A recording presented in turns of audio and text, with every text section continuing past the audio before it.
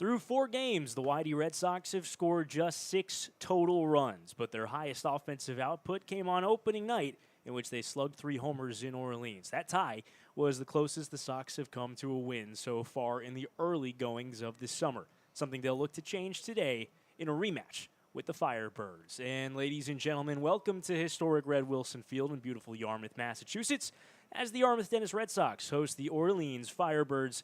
Sam Lebowitz alongside Carlo Jimenez on the Cape Cod Baseball Network, taking you through what looks to be a rain-soaked game. Some droplets coming down from the sky, but hopeful that this one's going to start as close to on time as possible, and hopeful that we'll get in all 9 today here from Dennis Yarmouth High School, where Red Wilson Field is. And Carlo, a rough start for the Red Sox, but the last time that the Red Sox were winless through the first 4 games of a season, something pretty good happened at the end of the summer.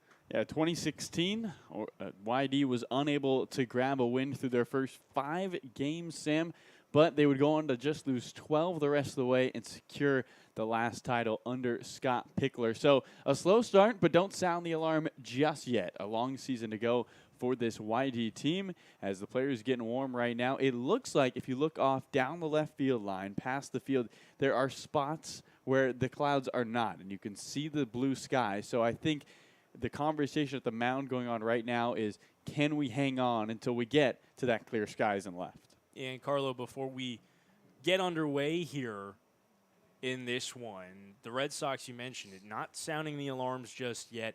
The guys may have been pressing a little bit at the plate the last few games. For this Red Sox team, who have started 0-3-1, what really has gone wrong for this team? It's just been untimely hitting. I mean, this is a team that had 27 guys left on base coming into yesterday's game, and they left, by my quick count here, another 7 more on the base paths. So you look at this team, and they have had opportunities and have just been unable to capitalize. The pitching staff has done fantastic. I mean, you allow 2 runs against Harwich, 3 in both games against Brewster, and you're unable to come away with wins. I mean, if you're Scott Pickler, and especially if you're Coach Raiola, the pitching coach for this YD team, you got to be proud of your guys. Just the results have not been there. Right, the pitching's been great. The offense, not so much. Just 2 runs for the Red Sox in their last 29 innings of play. That's since the 7th inning on opening night, a game in which they scored 4. They've scored 2 runs since opening night. It's the Red Sox and the Firebirds. We're getting underway momentarily. We'll take a quick break. When we come back, we'll give you your starting pitchers and your starting lineups to follow.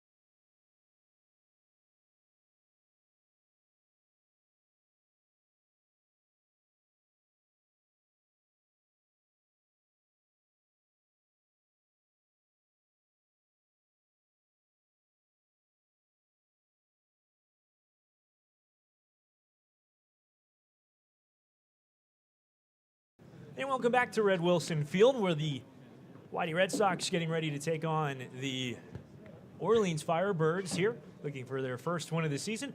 Red Sox out in the field, and we'll get you the starting lineup for the Orleans Firebirds to face off against BYU's Bryce Robison, making his second appearance on the mound this summer for the Red Sox. He pitched an inning of relief against Brewster back in the second game of the season through a scoreless frame, struck out 2, walked 1. He'll be on the mound against Orleans. And here's the lineup that he will face. The center fielder from BC, Travis Honeyman, will lead off. Nate Furman from UNC Charlotte will play second and bat second. Jacob Wilson from Grand Canyon will play third and bat third. Kevin Sim, the cleanup hitter out of USD, is the first baseman. Luke Keishel, transferring to Arizona, DHs and bats fifth. Jake Cunningham bats sixth in right field. He's from UNC Charlotte as well. Jacob Stinson, the left fielder out of Nevada Reno, bats seventh and plays left field. The eighth hitter is the catcher from Long Beach State, Connor Burns, and batting ninth out of Arizona, the shortstop, Nick McClary. For the Brigham Young product, Bryce Robison was pretty good this year for BYU. 51 strikeouts in 60 2/3 innings. An ERA a touch over 4, 1-7 of his 9 starts. A 7-1 record in 9 games started. 10 games out of the bullpen. A 6'1 right-hander weighing about 175 from Las Vegas, Nevada. Born on New Year's Eve 2000. And he will step in here against the left-hand hitting Travis Honeyman, or right-hand hitting, excuse me. Red Sox wearing their alternate white unis with the Cape Cod Sox logo on the upper left chest, the number on the bottom right, and blue and red piping and blue beneath both of the sleeves on the obliques. First one coming here. Misses inside to Honeyman, and we are underway. For Orleans, they're wearing their sleeveless digital camo red unis with black sleeved undershirts coming out and white pants. 1-0 home is line fouled on the left field line. So a 1-1 count against the right-hander Bryce Robison. Features a 4-seamer, a 2-seamer, a changeup slider, and a curveball. Works the slider and the curve heavy to right-handed hitters. More 2-seamers and changeups to lefties. But a guy who describes himself as off-speed heavy. It pounds the lower third of the zone. 1-1. Misses down. There's the breaking ball. 2-1. The defensive alignment for the Red Sox in this one. First time we've seen Luke Schliger behind the plate. He catches Robison. Johnny Long, Hunter Haas, Cole Carrig, and Mike Bovey right to left on the infield. 2-1. High and deep to left. This one's going to go foul. Well foul. A long second strike. It's 2-2. Outfield left to right will be William Hammander, Caden Connor, and Luke Franzoni. Red Sox looking for their first win of the season here in game number 5. No wins, 3 losses, and a tie. That tie against Orleans on opening night. 2-2 home in the dirt. Another curveball.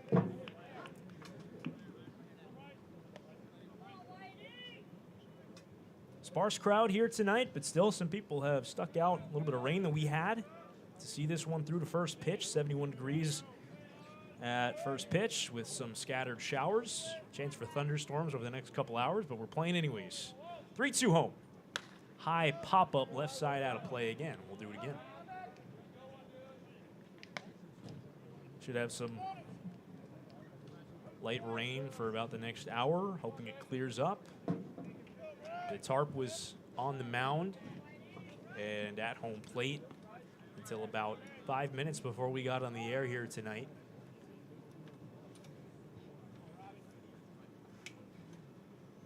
Three-two again to Honeyman. Swing and a miss. He got him off speed pitch. Schliger out of the crouch. She'll have to throw to first, and he gets him in time. One away. That's how things start tonight with a swinging strikeout. Brings up Nate Furman, second baseman out of UNC Charlotte.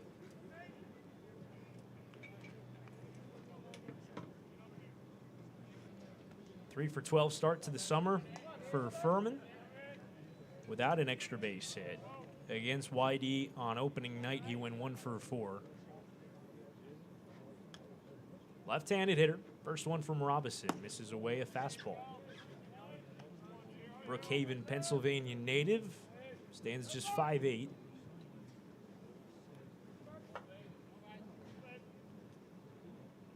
One-zero home. Swing and a miss. There's a changeup. Even count for Robinson, who is working early with that off-speed mix. Lots of changeups and sliders. Stands tall, works out of the full windup. 1-1. Fastball misses up and away.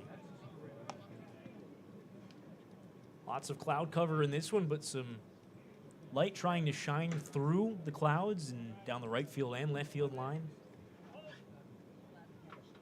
2-1. Rolled up the middle of the diamond. Second baseman Hunter Haas slides over, throws to first. Gets him by a step for the second out. First start of the year for Hunter Haas at second. He's been playing shortstop. The Red Sox lost Paz Ferreras to an injury yesterday in Harwich. No broken bone in Paz's hand after he was hit by a Joe Savino fastball, but he is in a brace on his hand. Coach Pickler described it to us as a bone bruise. Should keep him out at least a week. So Haas slides from short to second. First one here to Jacob Wilson. Takes a strike. This is the guy you want to highlight in this Orleans lineup. Wilson headed to Team USA, but has been tearing it up early on the Cape. Son of Jack Wilson, 12-year Major League vet, hitting .455 so far this summer. That's 5 out of 11. He's driven in a run, he's walked. 6'3", right-hand hitting infielder. 0-1. Line the other way, he's got another hit as he shoots one in front of Luke Franzoni and right. A 2-out single for Wilson. And he keeps on hitting. His torrid start to his summer continues. It'll bring up the cleanup hitter and first baseman Kevin Sim. Another hitter with high level of baseball in his bloodline. His father played 15 years in the Korean baseball organization. Right-hand hitter crowds the plate at a USD.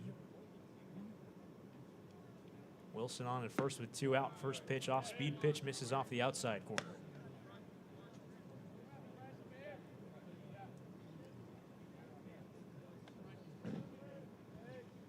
Sim so far just 2 for 10, but he's walked 5 times this year. Check on Wilson over at first. Against the Red Sox on opening night, he reached base all 4 times. Once a single, 2 walks, a hit by pitch. 1-0. Misses low.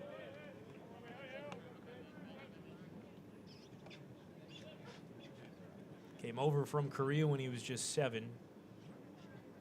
His father, Jung Soo Shim, played for 3 KBO teams over 15 years, hit over 300 career homers. 2-0. Line drive down the left field line. It's foul over towards the Red Sox bullpen.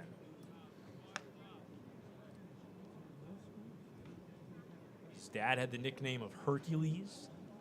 Appeared in big league spring training with the Mariners in 2003, the Marlins, excuse me. 4 for 13 with a homer in spring training. Didn't break the big league club. Went back, played a few more seasons in Korea. Retired after the 2008 season.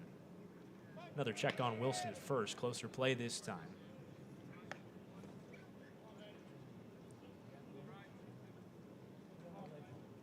Two out here in the bottom of the first, top of the first. Just getting underway here in YD. 1-2. In there on the outside corner. It's the second strike, a 2-1 count. Home plate umpire Mark Delaney, I think, got a little confused there, called it like it was strike 3. And taps his chest, says, my bad, and play another strike here. It's 2-2 count. Runner on at first here at the top of the first. Another check on Wilson. Wilson only stole 1 bag in his last 2 seasons at GCU, so not sure how much of a threat he is, but YD keeping him close. 2-2, he's running, swing and a miss for strike 3. Got him with an off-speed pitch. Sim down on what looked like a curveball. Couple of strikeouts in this opening inning for Bryce Robinson. Gives up a 2-out single. That's it here in the top of the first. We're scoreless to the bottom half. Red Sox coming to bat on the Cape Cod Baseball Network.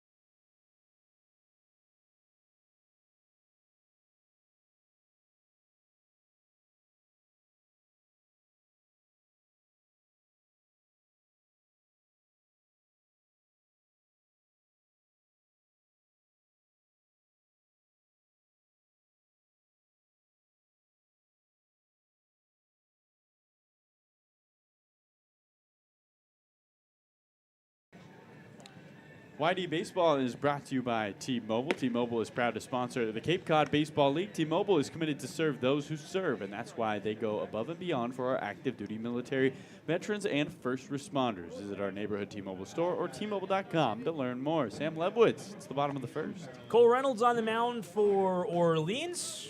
He gets Luke Schliger to start us off here in the bottom of the first. Reynolds, a left-hander out of Elon University, stands 6'5", 230. Working out of a hybrid windup against the left-handed Luke Schliger.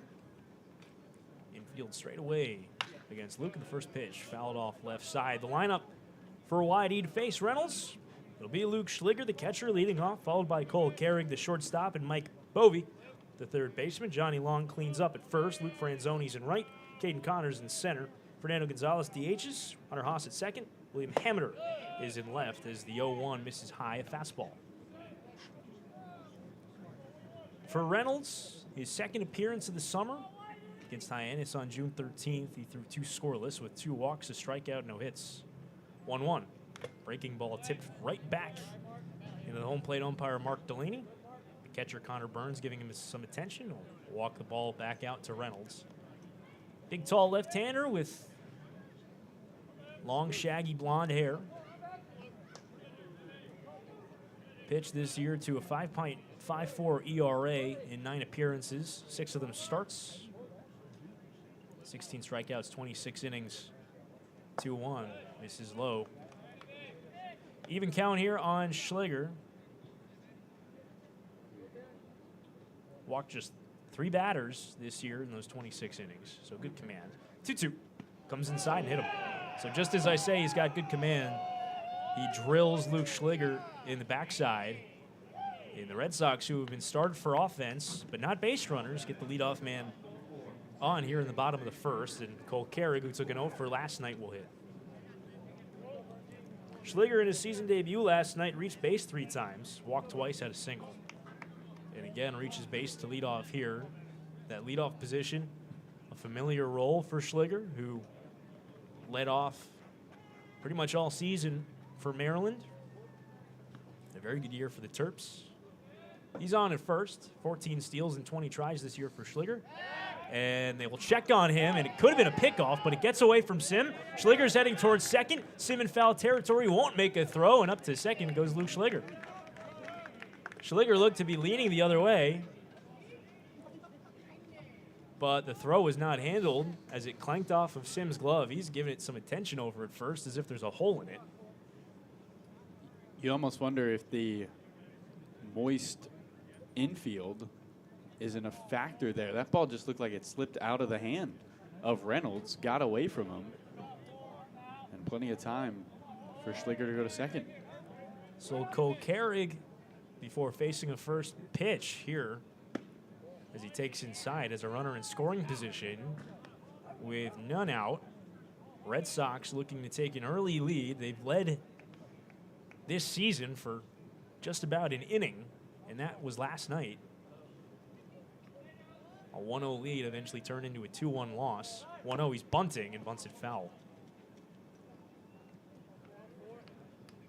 Not totally surprised by the bunt attempt here from Carrig. The ball should die up down the line. I mean, you'd imagine the infield is a little slower. And as you mentioned, Sam, with the scarcity that runs are coming by, you got to take advantage of every opportunity here if you're the Red Sox. Absolutely. 1-1 switch hitter batting right. Takes in the dirt. Change up there from Reynolds. Good start for Cole this summer, hitting .412 in his first 17 at-bats. That's 7 hits with a homer. Stolen 3 bases. Did take an 0 for last night. Cooled him down after a 7 for 13 start. 2-1. Swing and a miss, high fastball.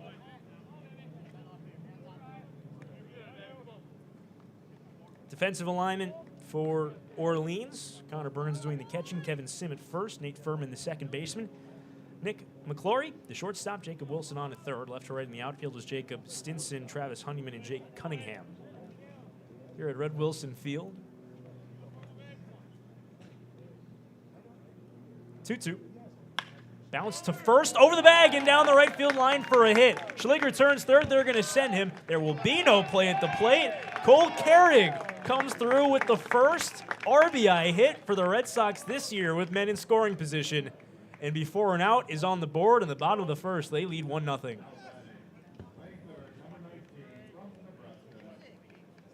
Great start for a struggling offense that finally comes through with runners in scoring position. And Sam, on a cold day where you've been sitting in the rain for 20, 25 minutes, oftentimes momentum can be hard to get going, but YD already with a lot here early, bouncing around in that dugout.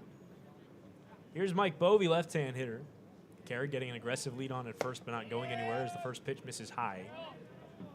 Strong start to Bovey's season as Connor Burns will walk the ball back out to his lefty and have a conversation. Bovey, 5 out of 12 with a double. That double was last night. It's a .417 average. He's walked a pair of times. A couple of hits against Orleans in the season opener. So the Red Sox starved for offense, but the errant pickoff throw moving Schliger into scoring position, moving Sim a little further off the line.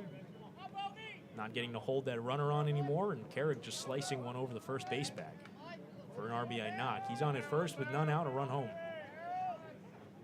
First one, strike.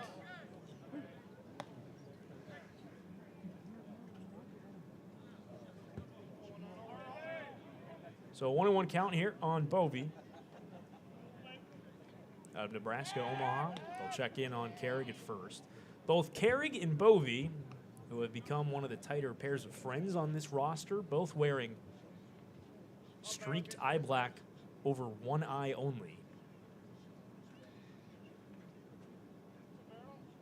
1-1 to Bovey. Missed high. As Carrig did it to Bovey yesterday, painted the eye black on him. Only on one eye, left it. Said, this is what you're going to do today. Bovey had a couple of hits. Today, Carrig, after taking an offer, is wearing it too. 2-1. Strike in at the knees. You mentioned these guys, two of the tighter friends. While everybody was sitting in the dugout trying to avoid the rain, Bovey and Carrig were throwing submarine pitches back and forth out on the field, trying to see who could throw a better submarine. So a 2-2 count to Bovey.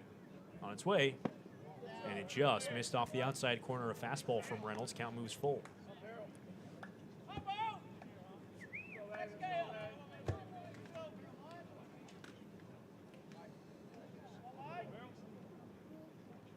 So we'll see if Carrick's running here with 3-2, no outs. Full count pitch on its way. Not going. Broken bat, ground ball to the second baseman Firm, and he charges his plays to first, and he gets him. Up to second goes Carrick. So a productive out. Some broken lumber for Mike Bovey. It's your first out in the bottom of the first. And Furman did a good job. That broken bat was coming right at him. Had to almost slide to his left to make sure he didn't pick up the ball and the wood. Now here's Johnny Long from Long Beach State. Greets Connor Burns, one of his teammates, behind home plate, the catcher for Orleans. Long, 2 for 17 this season, but things starting to perhaps perk up. Long double for an RBI yesterday. First pitch coming to him. A strike on the upper outside corner. Talking to Johnny pregame, he said it felt great to finally barrel one up. After he was swinging and missing a lot this season, 7 strikeouts in his first 17 at-bats. He thought it was going to be a home run, but the ball bounced off the base of the wall and straightaway center at Harwich. Carrick is running, and he's picked off.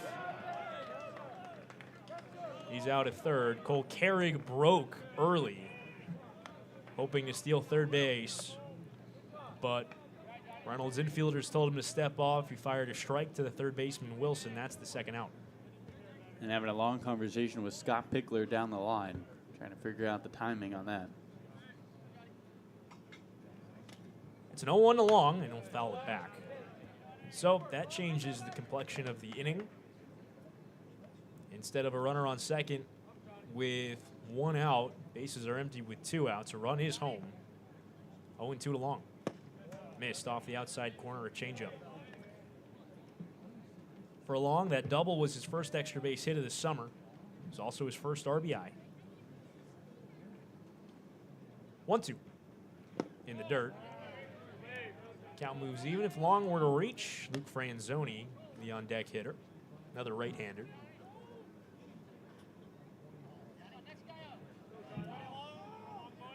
Two. Swing and a miss. Foul tipped into the glove of Burns for strike 3. So the Red Sox played a run. A first inning lead for YD. They'll take it to the second. Here on the Cape Cod Baseball Network, Red Sox lead 1-0.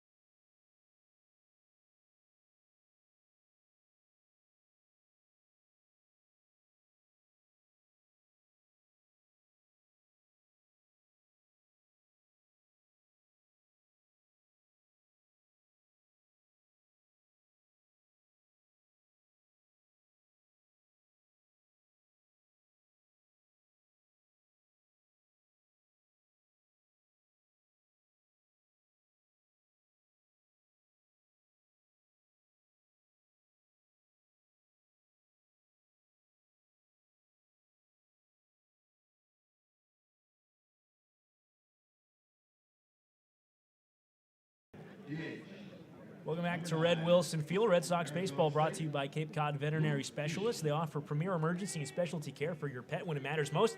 Located in Buzzards Bay and Dennis. Learn more at CapeCodVetSpecialists.com. That's CapeCodVetSpecialists.com. Luke Keeschel, right-hand batter, in against Bryce Robinson. Red Sox lead 1-0 here in the top of the second.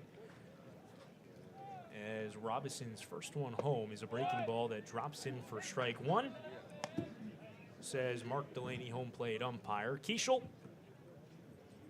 recently announced that he is heading to Arizona, where he will replace Red Sox shortstop Hunter Haas, who's transferring out of Arizona, to play some infield. 0-1. Check swing didn't go on a ball in the dirt. Keeschel moving over from the University of San Francisco. Returning player for Orleans this summer. 1-1.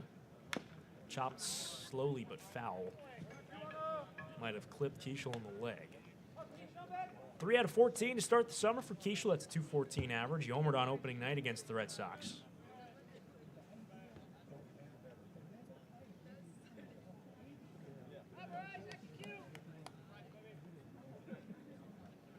That came against Will Rudy. 1-2 home. Just missed off the outside corner. A good fastball.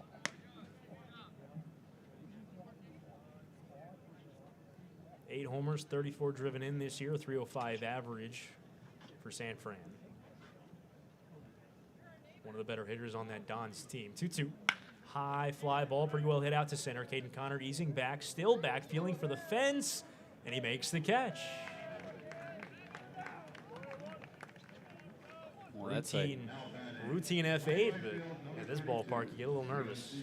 saw that off the bat, and you're thinking, oh, okay, foul. That should be easy for an out.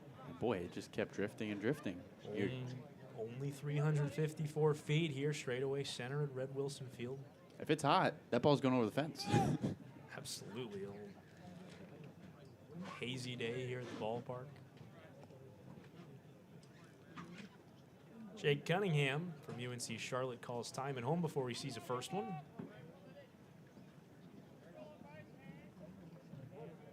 First time we've seen Cunningham this year. Recent activation for Orleans. Had him 1 out. First one home. Slider missed off the plate away. Cunningham, a Charlotte native out of UNC Charlotte. 304 hitter this year for the 49ers. 16 homers, 52 driven in. 1-0. Slider, this one nabs the outside corner, a strike. Conference USA Hitter of the Week for the week announced on May 16th. Thanks to a 3-game series against FAU in which he hit .533 with 21 total bases in a 3-game span. 1-1. Swing and a miss, high fastball. That's 8 hits, including 3 homers, 2 doubles, and a triple. And one of those games in which he went 4 for 4 with 2 homers, a double, and a triple. 1-2. Fouled off, right side.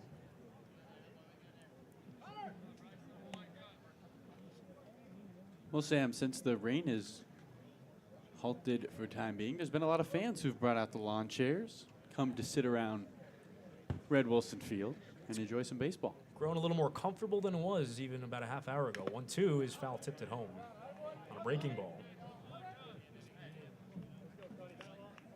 Still a threat of some thunderstorms in the area, but we're hoping that it'll miss us. If we are to hear any thunder, any lightning, be a 15-minute delay at minimum. 1-2. In there, strike 3 called. Got him with a fastball over the inside corner. Third strikeout for Robinson. First one looking. Brings up the left fielder, Jacob Stinson.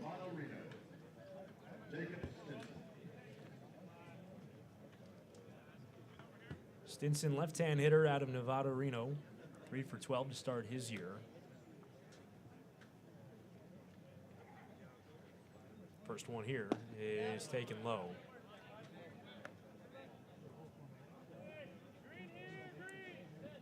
Stinson, a .313 hitter for the Wolfpack this year. 1-0.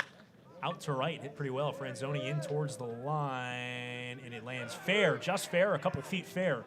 And Stinson will head into second with a double.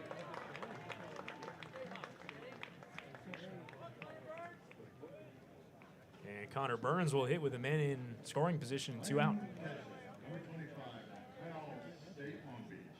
Just to the left of that line, it was awfully close. And a good run by Franzoni. Got there on 1 hop on a ball that shot off the end of the bat. Threw off his back foot a little bit. But Stinson runs pretty well. No real chance to throw him out. Here's Connor Burns, the catcher, out of Long Beach State. Right-hand hitter. First one home. Comes inside and hits him right on the shoulder. So Burns hit by pitch. So both catchers for either side have been hit by pitch early in the goings of this one. These poor And guys, they already take enough of a beating. brings up Nick McClary, the shortstop, with 2 on and 2 out.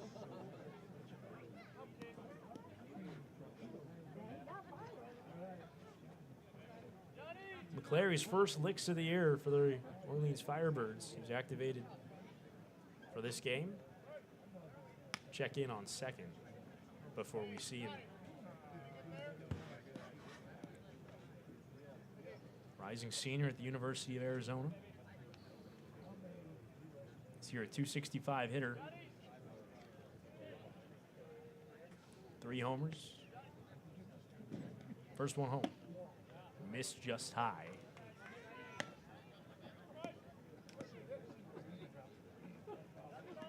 Well-regarded defensive shortstop. Bat has trailed behind the glove a little bit through his first 3 years with the Wolf Pack. But he can run, he can pick it. 1-0. There's a strike in the outside corner. Luke Schliger might have stolen a strike there. Schliger, his first start behind the dish for the Red Sox after he DH'd yesterday, wearing his Maryland catching gear, including the Maryland flag design on the padding. 1-1 off the plate. Not sure where you stand on that Maryland flag, Carlo. It's certainly one of the more unique and famous state flags. Actually looks a little bit like our scorebug today with the yellow and the red. I don't think I got anything against it. I'm always a fan of creativity. 2 on, 2 out. 2-1. Missed low. So a 3-1 count here to the right-handed hitting Nick McClary. Top of the order to follow, if he could reach. Red Sox leading 1-0 here in the top of the second. Infield playing back, shaded slightly to the left side. 3-1. Bounced left side. It's going to stay fair right towards the bag. Mike Bovey takes it there for the force out to end the inning. So Bryce Robinson works around a little bit of 2-out traffic and holds the lead for the Red Sox. To the bottom of the second we go here at Red Wilson Field. The Red Sox lead 2-1.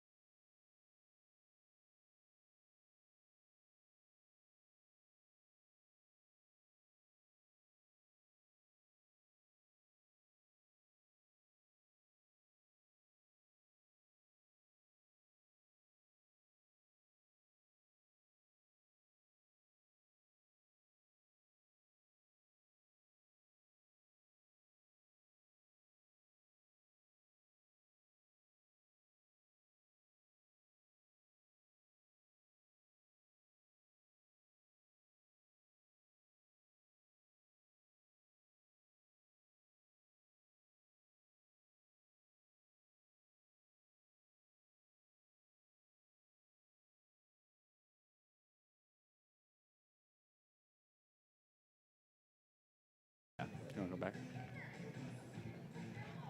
Red Sox baseball on the Cape Cod Baseball Network is brought to you by the Massachusetts State Lottery. As a proud sponsor of the Cape Cod Baseball League, the Mass State Lottery is celebrating the games we love playing, from the baseball diamond to the many lottery games that help support all 351 cities and towns across the Commonwealth. So here's to 50 years of winning and to 50 more. Bottom of the second, Red Sox will have 4, 5, 6, and 7 due up against the left-hander Cole Reynolds in a 1-0 game. Red Sox leading, trying to extend that lead. It's Luke Franzoni, Caden Connor, Fernando Gonzalez to hit. First one to Franzoni, a strike over the middle. Red Sox pushed across a run in the home half of the first. Luke Schliger was hit by a pitch, advanced to second on an error, scored on a Cole Carrick single. As the 0-1 is lifted out to deep center. That's it. Will Honeyman tracking, watching, forget it. Well, it was only a matter of time at this ballpark before Luke Franzoni hit one over the center field fence, and in just his second game, At home this season, he hits his second homer of the year.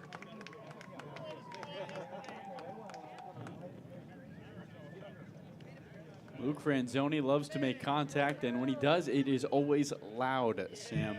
And that's a big second run for this YD team. Hit 29 of those at Xavier this year, his second of the summer. Red Sox first home run since opening night at Orleans. Franzoni had one of 3 Red Sox homers that night. 2-0 game now. Here's Caden Connor. He'll take the first pitch away. Left-hand hitter from Cal State Fullerton, playing center today. Franzoni, a guy who intends to hit the ball out of the ballpark every time he's in the batter's box. Contact an issue for him sometimes, but when he swears him up, he really hits him. 1-0. That's lined out to center. Honeyman in, and he'll make the catch on a jog.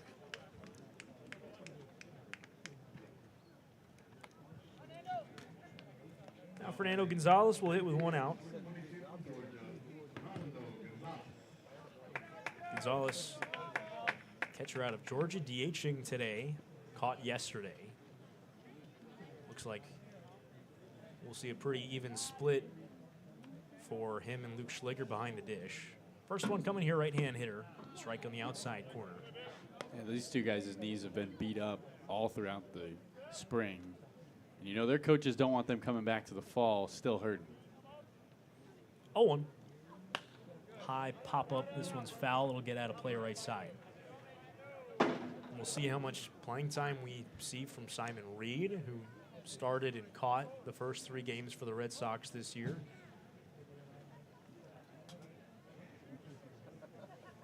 As we've got some rain falling once again here at Red Wilson Field. 0-2. Checks to swing on a fastball, didn't go, as it misses just low. And they check down to first, and Michael Farman says he did go with strike 3. A delayed check from home plate umpire Mark Delaney, but Farman says yes, he did. Second strikeout for Cole Reynolds. Here's Hunter Haas. Not raining hard here. First one to Haas. Picks off the outside corner, strike. Give me the weather report, Sam. Says that light rain is stopping in 34 minutes. That's what my phone tells me. We'll see if it's true. 0-1. This one misses down and away, a changeup. Certainly playable weather here. Fans bundled up a tad. 1-1. Fouled back. Scouts in front of us. Outfitted. I see one scout in particular who's got this cool contraption that made of clear plastic that covers a scorebook for him. That's cool. Never seen that before. 1-2. Checks his swing on a ball away, and they check on it first. They say he went. So the Red Sox tack on another run on the home run by Luke Franzoni. And at the end of 2 on the Cape Cod Baseball Network, it's the Red Sox 2, Orleans 0 coming to bat. Top of the third. We'll be right back.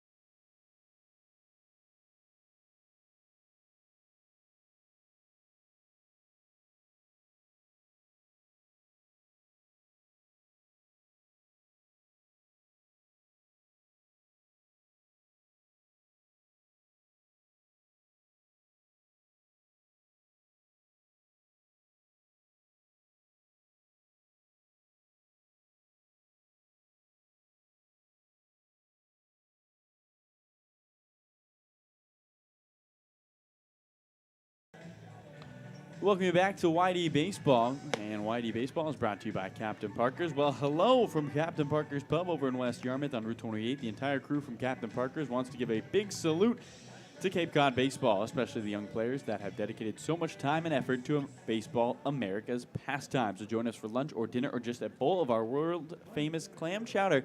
Captain Parker's easy to find, but awfully hard to leave, Sam. Haven't gotten a chance to try it out yet, but it's on our list, Carlo. Every time I read it, I salivate a little bit. A little bit more. That Yeah. clam chowder. Especially if on it's a truly cool- word famous clam chowder. Yeah, especially on a cool day like today. Well, we're here in the top of the third. Red Sox leading Orleans 2-0. Top of the order aboard for the Firebirds against BYU's Bryce Robinson, who's worked two scoreless with 3 strikeouts. First one here to Travis Honeyman is nubbed up the first baseline. It goes foul. Honeyman a strikeout to lead off the game. At Boston College.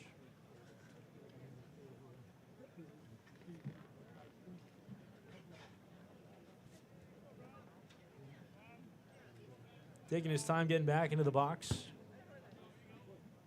And Bryce Robinson gets the okay to bring home another. And now time called at home plate. Wait even more.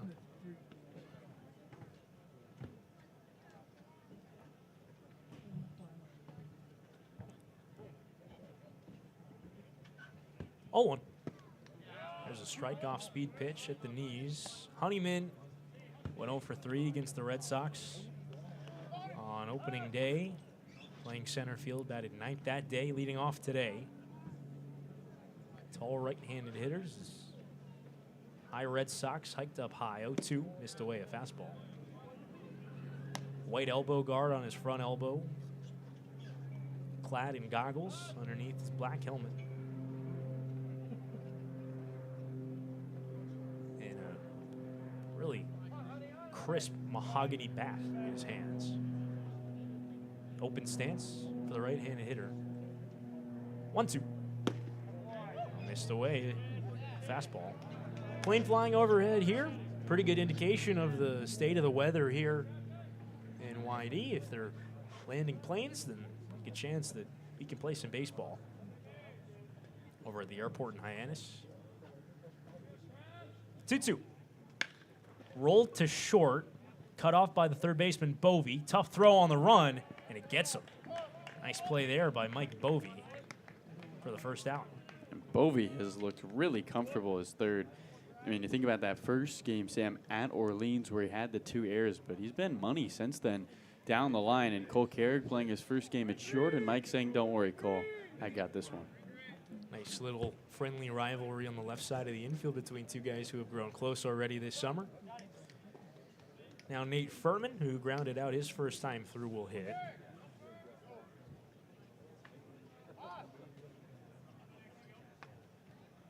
First one home and him. Misses low. Red Sox infield shifted over with Hunter Haas in the outfield grass. Cole Carrick playing behind the second base bag. 1-0. Skips in and goes to the backstop, ball 2. With Mike Bovey playing a little off the line at third. Was in on the cut of the grass for the first 2 pitches, but now in a 2-0 count, will move a little further back and a little further off the line.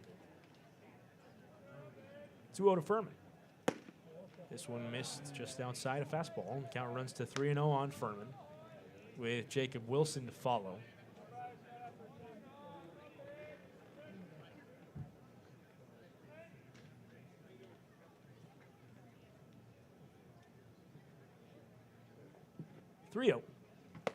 There's a strike down the middle, a little high.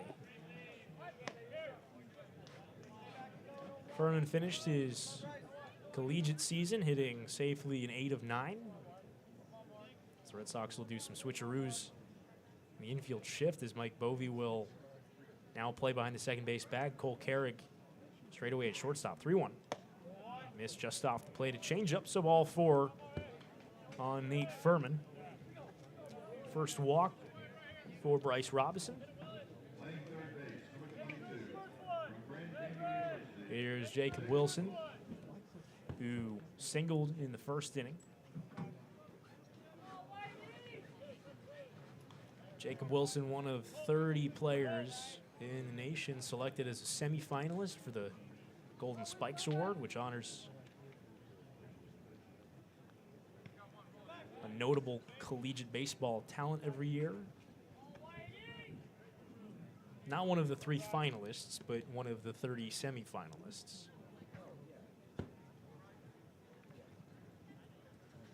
Another check in at first on Furman. Furman does have speed. We talked about how Wilson has only stolen 1 bag in his last 2 seasons. Well, Furman stole 21 this past year with the 49ers. First one, missed in the dirt. Furman a step off, but holds on at first. He's yet to steal a bag this year for Orleans. Talk about the Golden Spikes finalists. Texas's Ivan Melendez, Georgia Tech's Kevin Parada, Oregon State's Cooper Hirpe. 1-0. This is inside to Wilson.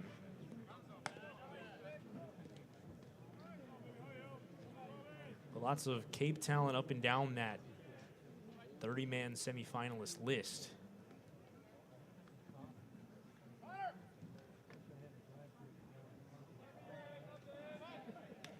Another check-in at first.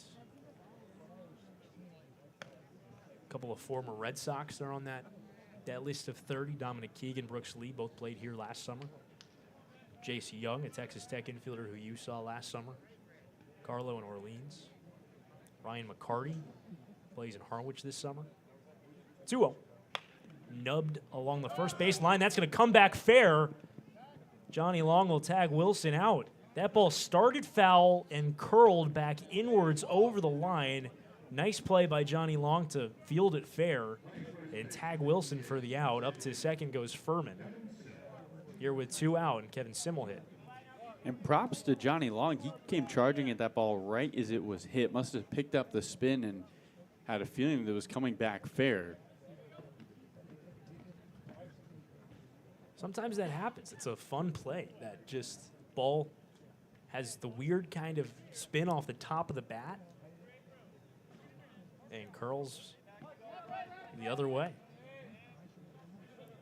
Here's Kevin Sim, strikeout victim his first time. A Furman at second. Sim the tying run at the plate here in a 2-0 Red Sox game with 2 out here in the third. First one home is chopped foul over towards the third base coaching box. Orleans has already left 3 on base, and one of those has been in scoring position. That was after Jacob Stinson doubled in the second. They've had guys on in every inning. It's the BYU right-hander. 0-1. High pop-up right side of the infield, Long calling. Gives way to Hunter Haas on the infield dirt, makes the catch, and ends the inning. So once again, Bryce Robinson working around some traffic and strands another man in scoring position. At the end of the top of the third, it's the Red Sox 2, the Firebirds nothing here on the Cape Cod Baseball Network.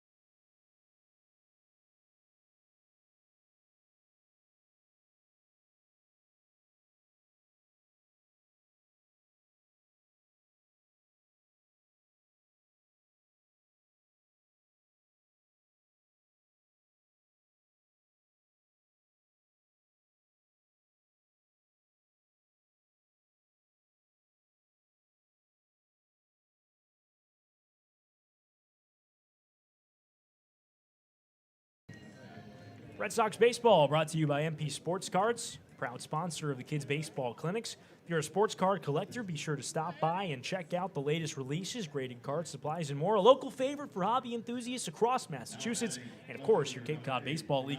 Stop into the store and mention code Red Sox to get 1 free pack of Topps Now Baseball updates with any purchase. Some exclusions apply. Visit them at 71 Main Street in Carver, Mass, or online at mpsportscards.com as Luke Schleiger lifts one out to left on the first pitch of the frame and lines out to the left fielder, Jacob Stinson. A quick first pitch out as Schleiger lines out. Gets us starting here in the bottom of the third. Red Sox leading 2-0. William Hameter, who actually was leading us off here. Apologize for the error, as now Luke Schleiger will hit for the second time. First one coming to him. He swings at the first one and rolls right back to the mound. Cole Reynolds fields, runs it over to first and tosses underhand. 2 pitches, 2 outs for Cole Reynolds. Go back to Hameter really quick, Sam. He's struggled in the batter's box so far this season, but he swung the bat really well. He's made a lot of contact and seems like he's a guy who's due in the next couple of days. Now Cole Carrig, who will almost certainly take a pitch. I wouldn't put it past him to swing. He's hopping into the left-handed batter's box. He singled last time. Does he know that? This is interesting. Carrig, a switch hitter, batting left, and takes the first pitch low. Maybe this is a comfort thing for Cole. Maybe he feels his swing is better. Maybe he just decided mid-game to give up switch hitting. I mean, Pickler is the guy who's always talking to the batters. 1-0. Swing, ground ball left side. Shortstop charging McClurry. Throw to first. Off the bag comes Sim, and he couldn't get the tag on Carrig. He's safe on at first. Give Cole Carrig an infield single. Inning continues now for Mike Bovee. That was interesting. We'll have to ask Cole about that after the game, and at least keep an eye on if he gets to bat against Reynolds again, if he's going to bat left-handed once more. And Cole Carrig, Sam, has played 5 games on Cape, and he's had multiple hits in 4 of them. Cue the meme, Christine.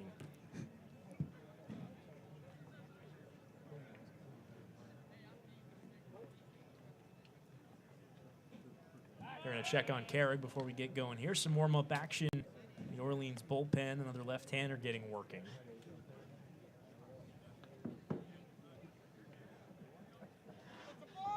And Reynolds just balked. It is Cam Jones, who the YD Red Sox saw on opening night, who is getting warm in the pen. His only appearance of the season. So the balk there moves Carrig to second here with 2 out. Mike Bovee grounded out his first time. First one coming. Up and in. Had to bend back and out of the way of that one.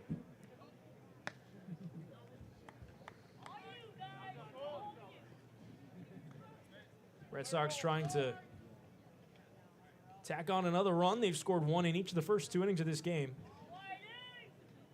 1-0 to Bovee. I missed away a fastball, close pitch. 2-0 on Bovee. Johnny Long, the hitter, on deck.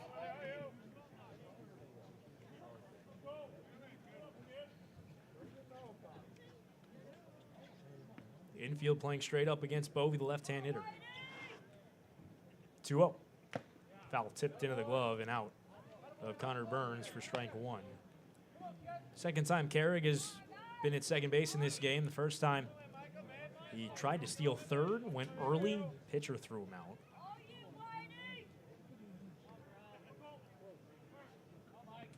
Outfield playing pretty deep against Bovee, a little shallower in left. 2-1. Down the middle, a strike. So 2-1 on Bovee. Trying to drive home his friend from second, Cole Carrig. Trying to add to this Red Sox lead. 2-2. Chopped behind the mound. The shortstop, McClurry, comes in, charges, and fires and gets him. So the Red Sox strand a man in scoring position as Bovee grounds out. Can't do anything with a 2-out run scoring opportunity. On to the fourth we go. Carlo Jimenez will take us through the middle innings here at Red Wilson Field as the Red Sox lead the Firebirds 2-0.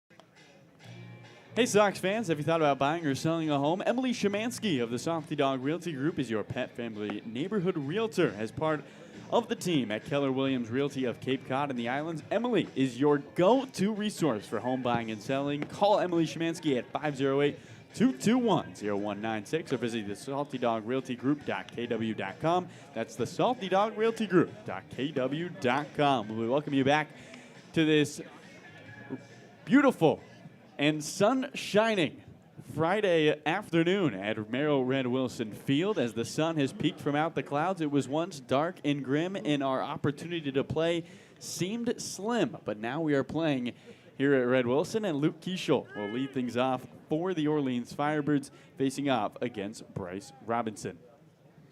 2-0 YD leads in the top of the fourth inning. Keischel, the newest Arizona State Sun Devil, transferring from the University of San Francisco. Right-handed batter looks on, first pitch. And he takes the ball in the dirt, and the count, 1 ball and no strikes. Second-year Firebird is Keischel. And a highly touted guy in the transfer portal, Sam. This was somebody who's top 50 on the MLB draft prospect list. In fact, he's ranked 31. Here's the 1-0. Big curveball misses above the zone. 2 balls and no strikes. It's a funny story. Jack Loader, who is a writer for Orleans, is also an Arizona State writer, works for Devil's Digest, and he was able to break the news yesterday, write an article. Here's the 2-0. And Keischel looks at a fastball on the outer edge. The count, 2 balls and 1 strike, as the sun once again bathes Red Wilson Field and dries up the grass in the infield. The wind blowing slightly out to left. But it is gorgeous. 2-1. Fastball misses away. 3 balls and a strike. Keischel told Loader in his interview the reason Arizona State was the place he ended up choosing to spend what will most likely be his final collegiate year was Coach Bloomquist, the head coach at ASU. Here's the 3-1. Catches the outer edge. Fastball finds the zone. Keischel 3 steps to first. He'll have to retreat and wait a full count pitch. Said Coach Bloomquist used to play for the head coach of USF when Keischel was with San Francisco. 3-2. Swing and a miss on the curveball. Keischel is down swinging. And there's 1 away in the top of the fourth. Here's Jake Cunningham out of Charlotte. That is the 4th strikeout. Carlo, this weather is something else. I think they were just waiting for you to get on the mic. It has turned from a very ominous, cloudy day to all of a sudden there's blue in the sky, there's sun shining. The clouds have opened up for us. Right into bat of Cunningham. Looks at a first pitch curveball that drops in for a strike. No balls and 1 strike to him with 1 out. 2-0. The Red Sox lead Orleans, looking for their first win of 2022, trying to end a 3-game slide. Robinson staring over the top of his glove. That shades most of his face. 0-1. Slider catches the outer edge. No balls and 2 strikes. Well, Sam, we sat in the booth at 4:45 and looked at each other and said, I'm not sure if we're playing today. Wow, what a gorgeous, gorgeous afternoon. 0-2. Slider misses well off the outside. 1 ball and 2 strikes. Cunningham is college teammate with Nate Furman, who bats second in the lineup. 2 Charlotte kids. There is a connection between Charlotte and Kelly Nicholson. 1-2. Slider misses off the outside. 2 balls and 2 strikes. The head coach at Charlotte. Coach Woodward used to be a pitching coach for Kelly Nicholson back in 2012. 2-2. Slider on the outer edge, strike 3. Back-to-back strikeouts, one swinging, and that one looking. And there's 5 now for Robinson, and 2 away in the visitor half of the 4th. Here's Jacob Stinson. Stinson out of Nevada. Spent last summer with the Cowlitz Black Bears of the West Coast League. Left-handed batter here against the Ratty Robinson with nobody on and 2 away. 2-0 YD. First pitch, and he swings and peels one foul down the left field line. Fans are starting to come out. In fact, some people have whipped out the blankets, laid them down, laying back. From covering up to sunbathing in the matter of an hour. Here's an 0-1. Another foul ball down the left field line, and the count quickly, no balls and 2 strikes, and a chance for Robinson to strike out the side, Sam. He's looked very good. The off speeds have been working. He's been around the zone. Missing bats. It's been a good outing for the kid from BYU. 0-2. Slider misses low and in. 1 ball and 2 strikes. The flag barely blowing in left. The trees swaying from left to right across Red Wilson Field. We are protected from the wind in our nice press box up here. But it looks windy. Here's the 1-2. And in on the hands, swinging a foul over towards the chain link fence. As the ball boy will jog on and scoop it up. Certainly was windy earlier. I went out, grabbed me coffee earlier, and I couldn't believe the kind of winds that we were getting just mid-afternoon here on Center Cape. 1-2 down the hill in the dirt. What kind of coffee did you grab? Just Dunkin' today. You know, Okay. kept it pretty simple with the Dunkin' order. A little hazelnut shot, a little bit of caramel swirl, a little oat milk. Pretty usual order for me. All right, the Sam Lebowitz special. I got to try that. 2 outs, nobody on, 2-2. And just a foul tip on the curveball. Stinson barely stays alive. You know, Carlo, I said to myself as I was getting the coffee and I was walking back to my car and I was noticing the wind, I said, Self, if the wind, if it's going to be blowing out of the ballpark today, we might see a couple of homers. You told the future. Manifesting. Shadow starting to creep onto Red Wilson. The sun is out, 2-2. Swinging a line shot softly to second. Backhanded by the second baseman, Haas. Long throw to first. He got him. Hunter Haas showing off some range and an arm. And it's a 1-2-3 inning in the top of the 4th. We head to the bottom of the 4th. 2-0 YD's lead. Here at Red Wilson Field, the Red Sox have Johnny Long, Luke Franzoni, and Caden Connor 2 up.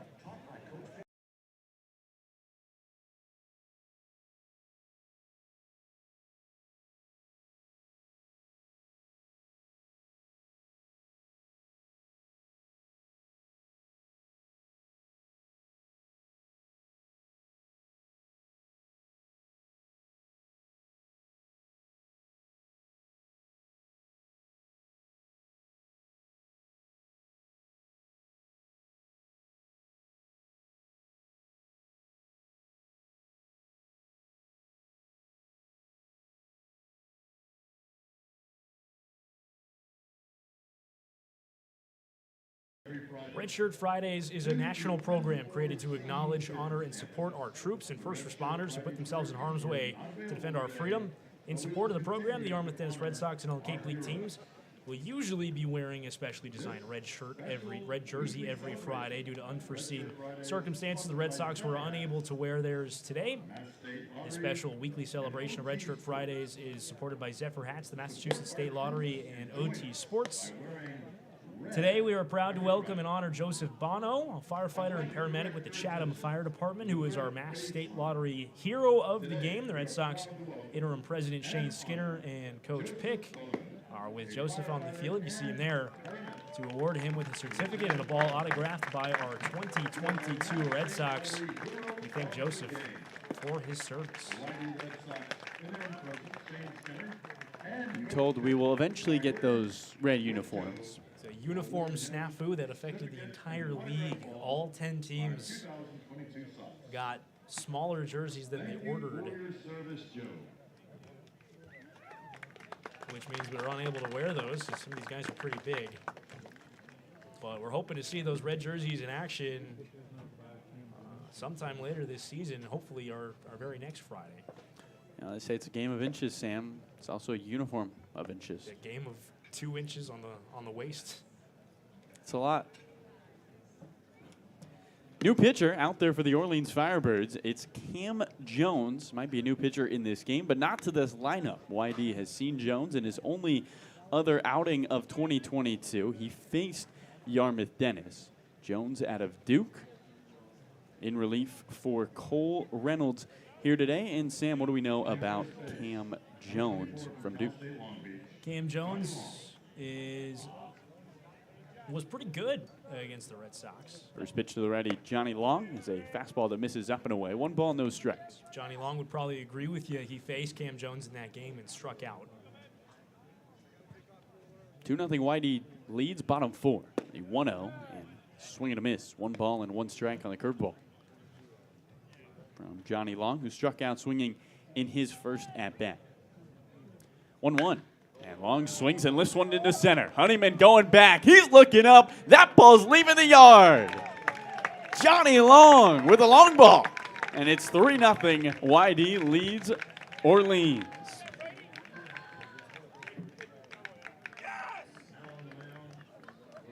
A team that had scored 2 runs in its previous 29 innings. Coming into today, they have 3 and 4, including 2 home runs. And Yarmouth Dennis in the driver's seat right now, looking for their first win of 2022. Well, the Red Sox tagged Cam Jones for a home run when they saw him on opening night. That was Cole Carrig. This time, Johnny Long with a no-doubter. Here's Luke Franzoni. First pitch. Curveball catches the outside part of the plate. And the count, no balls and 1 strike. Comes the 0-1. Franzoni lifts this one down the left field line. Racing in the left fielder Stinson. He watches it drop.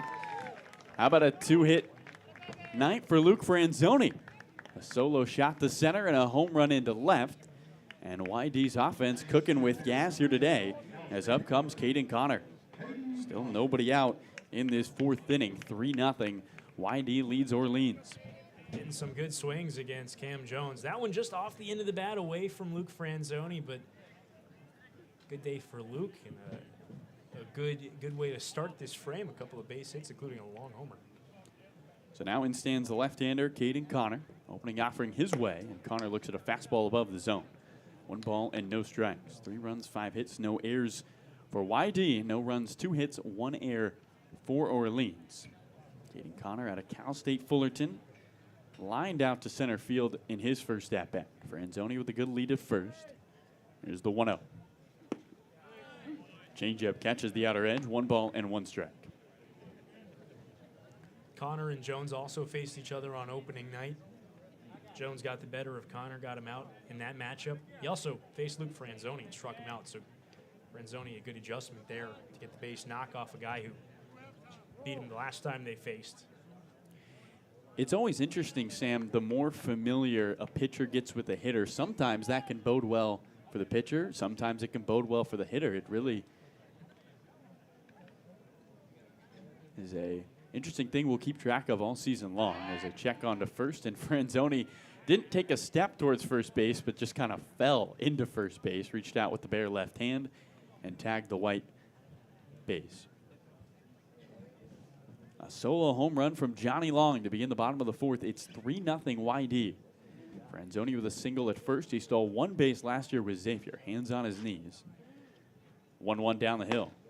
Fastball catches the outside part of the plate. 1 ball and 2 strikes. The junior from Cal State Fullerton. And Franzoni doesn't look exactly runnerish on in first base, especially after that pickoff attempt. I think he's with the left-hander on the mound and that tricky move for Cam Jones, probably just thinking, I'm going to stay as close to the base as I can.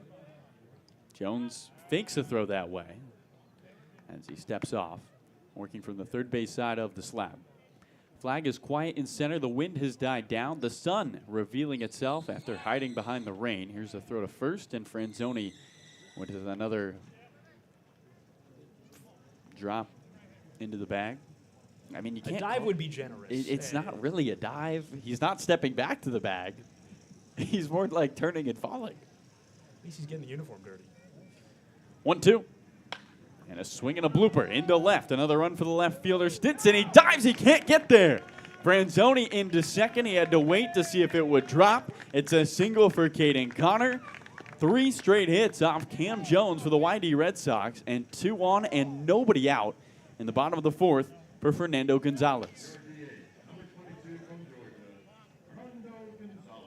Just a couple of bloops after the blast for the Red Sox. You know, whatever works. Sets the table for another right-handed hitter with a little bit of power. The weather almost a metaphor for how this offense has gone. As the clouds opened up, so have the bats. And here comes the sun and this YD team warming up and playing well. At second, Franzoni. At first, Caden Connor.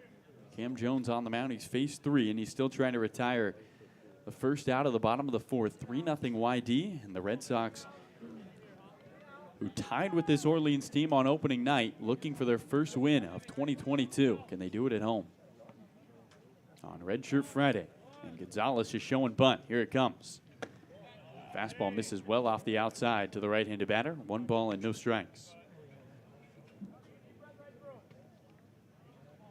Fernando Gonzalez was a YD Red Sox for 2 games and 2 at-bats in 2021. 1-0. He shows bunt again, bunts it back to the pitcher. Jones scoops it up, looks around, sees his only throws to first, and lofts it that way. A productive bunt for Fernando Gonzalez, who moves Franzoni to third and Connor to second. And in stands the 8-hole hitter, Hunter Haas.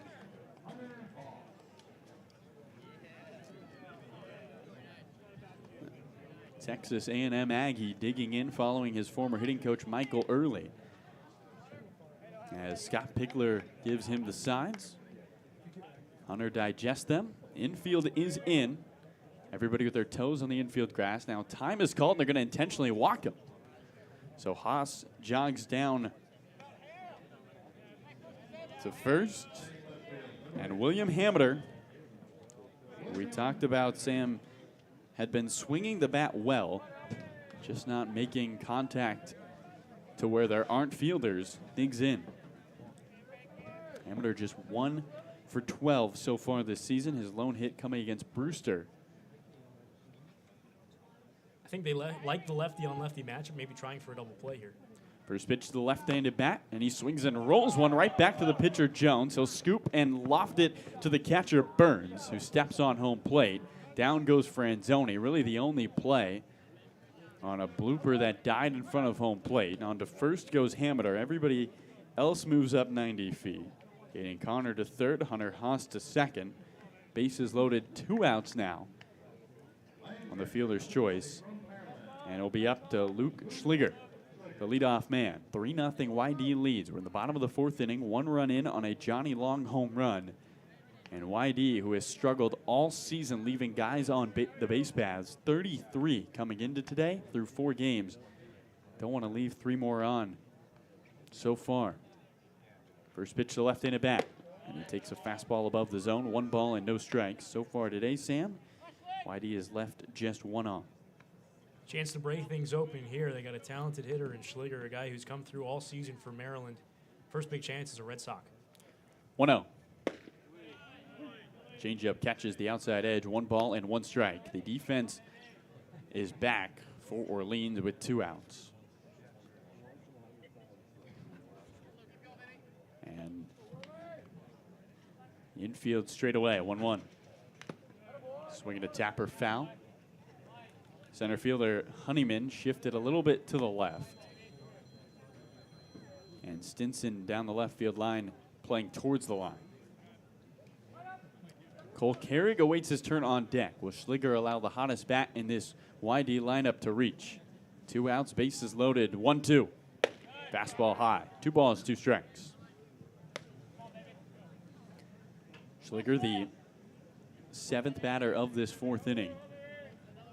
A guy with 58 batted in for Maryland this past season. 2-2. Changeup just misses away, and the count runs full. 3 balls and 2 strikes. Awfully close, and Mark Delaney not enticed by the long hold from Connor Burns. 3 ducks on the pond. 3-0 YD, bottom 4. Looking for their first win of the season. The Red Sox can take a tight grasp on this game with a big hit from Schliger. Cam Jones stares in, sets at the belt, kicks, 3-2, runners go. Ball 4 off the outer edge. Schliger takes the walk. Coming in from third is Caden Connor, and it's 4-0. The bases stay juiced for Cole Carrick.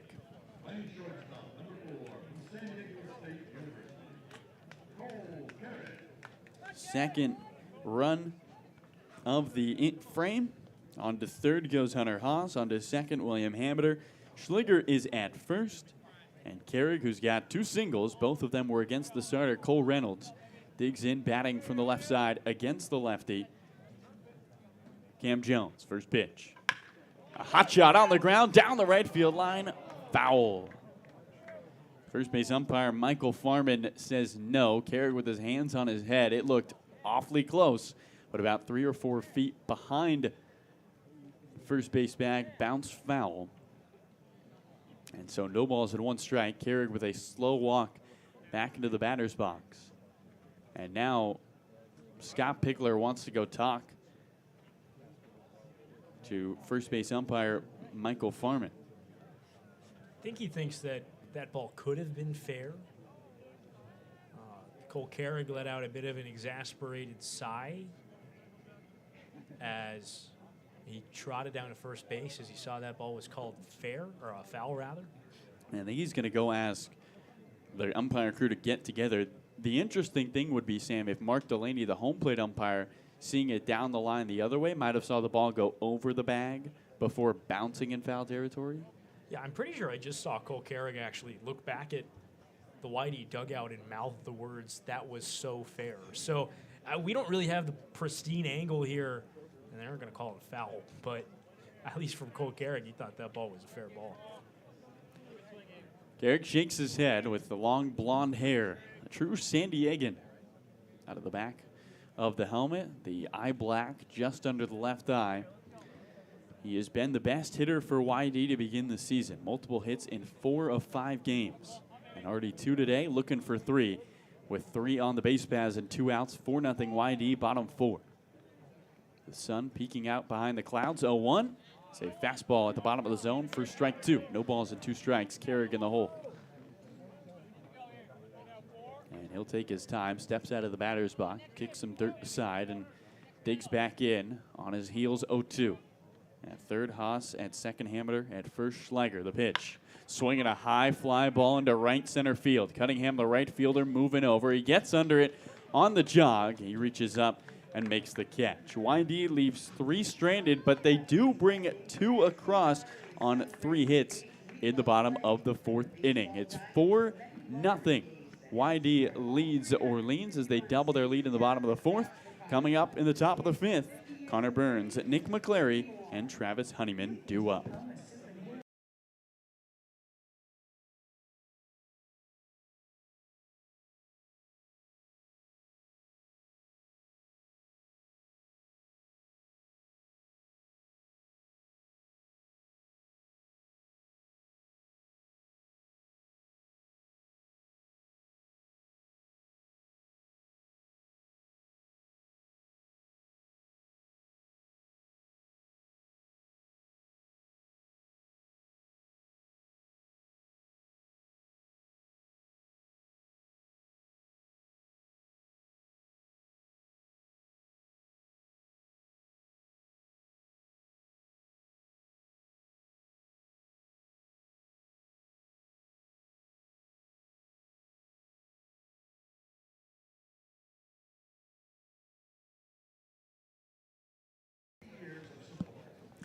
Giardino's Family Restaurant is a sponsor of YD Red Sox baseball, a Cape tradition, same family, same location for 52 years. Giardino's is part of the community, giving back to many and various organizations. As part of the recognition, a Yarmouth Little League field is named in the memory of their dad, who founded the business in 1970. Giardino's is a family-oriented operation, serving a wide range menu, sure to please everyone. Give us a try. You will come back. Visit us at 242 Main Street, Route 28 in West Yarmouth, or visit Giardino'sFamilyRestaurant.com. Carlo Jimenez to my left, Zach Clamp to my right, Sam Lebowitz, as we bring you YD Baseball 5th inning coming your way at Red Wilson Field. What started as a rainy and cold Friday afternoon has turned into a sunny and a warm day here in Yarmouth. Dennis, as Connor Burns digs in for the Orleans Firebirds. 8-9-1 due up in the visitor half of the 5th inning. The wind quiet in left, the sun shining on the field as shadows start to creep across. First pitch to the right-handed batter, and he looks at a slider for strike one. The shadows from the trees down the left field line just encroaching the mound. Robinson stands. He's allowed just 2 hits through 4 innings so far. Here's an 0-1. That ball swung on and fouled down the right field line. Chris Bowe is getting warm in the pen. The newest University of Arizona Wildcat. I wonder if him and Hunter Haas have had some words. Although Haas now with Texas A&M. Luke Keishel, maybe. Maybe. As well. Long stare in here from Robinson. And now time is called. Well, Sam, I know you're interested in what's going on in the rest of the Cape. So we'll get to some score updates. 3 games in action, 1 postponed. Here's an 0-2. And a swing and a looper into left field. This is a golf shot. Back on the left field. Hamiter onto the track. He leaps. And that ball leads Red Wilson Field. Connor Burns golfs one out to left. Hamiter racing back. But that ball well over the fence. And Orleans responds. Just the 3rd hit of the game. It's a solo shot for the 8-hole hitter from Long Beach State.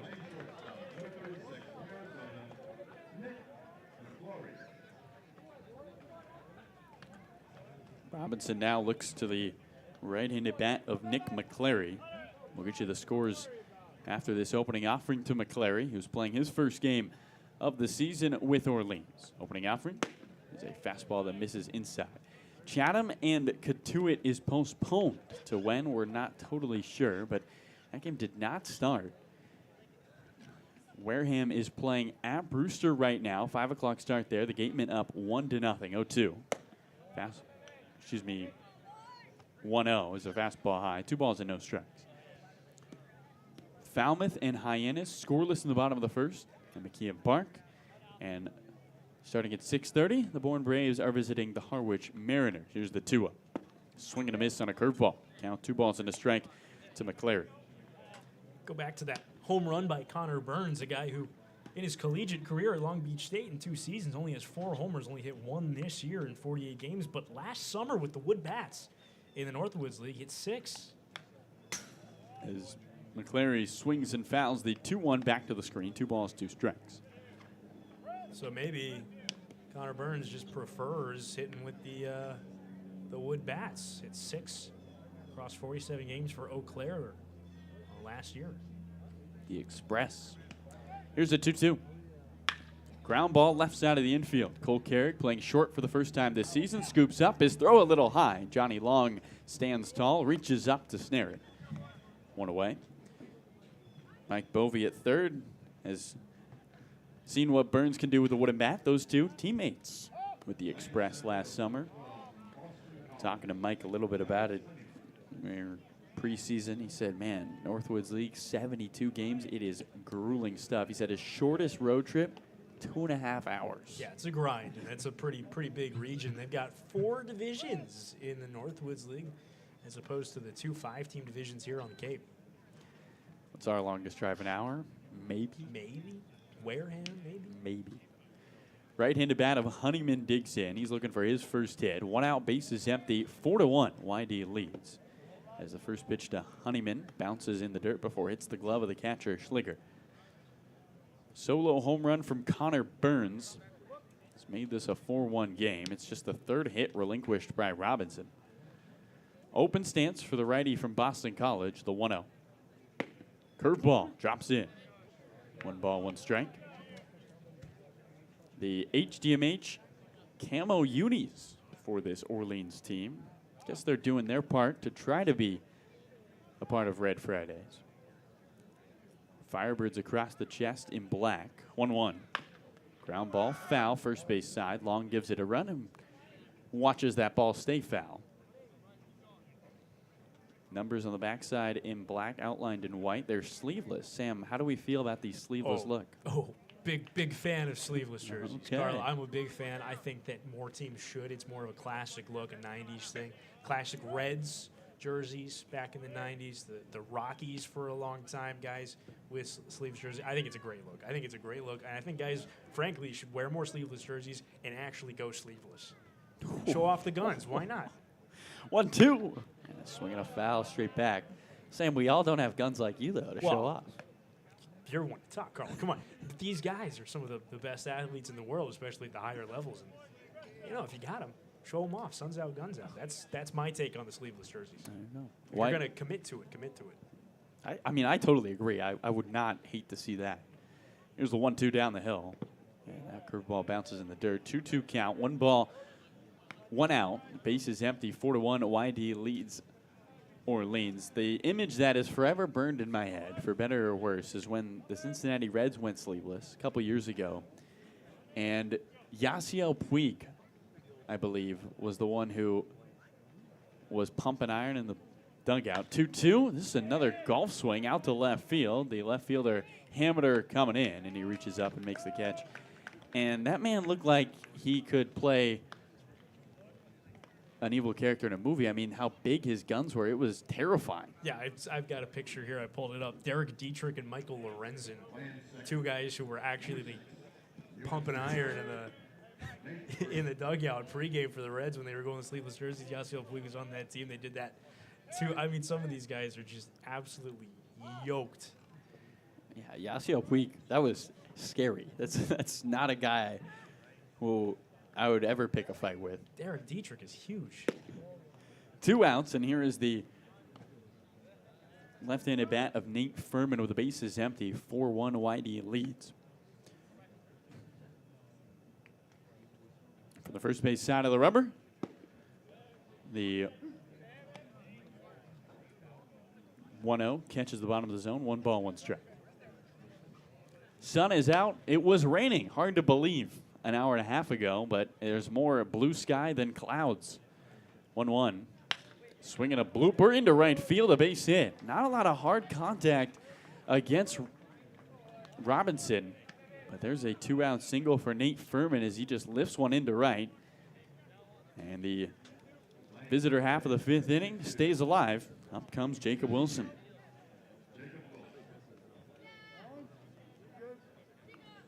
And Scott Pickler, with his back turns towards his pitcher, Robinson.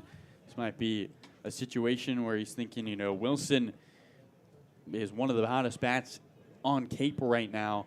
I want to get Chris Bowe into the game for Robinson, or maybe telling some words of encouragement to Bryce at a BYU. Bowe waiting for the signal. It looks like he is sitting on a bucket. Seems like it's more of a conversation here, trying to see if, he signaled for him. So it'll be Christopher Bowe, the Icelandic man, into the ball game. 2 outs, 4-1. YD leads Orleans, and we'll step aside as Bowe looks to keep this a 3-run game. YD looking for their first win of 2022 with a 3-run lead in the top of the 5th.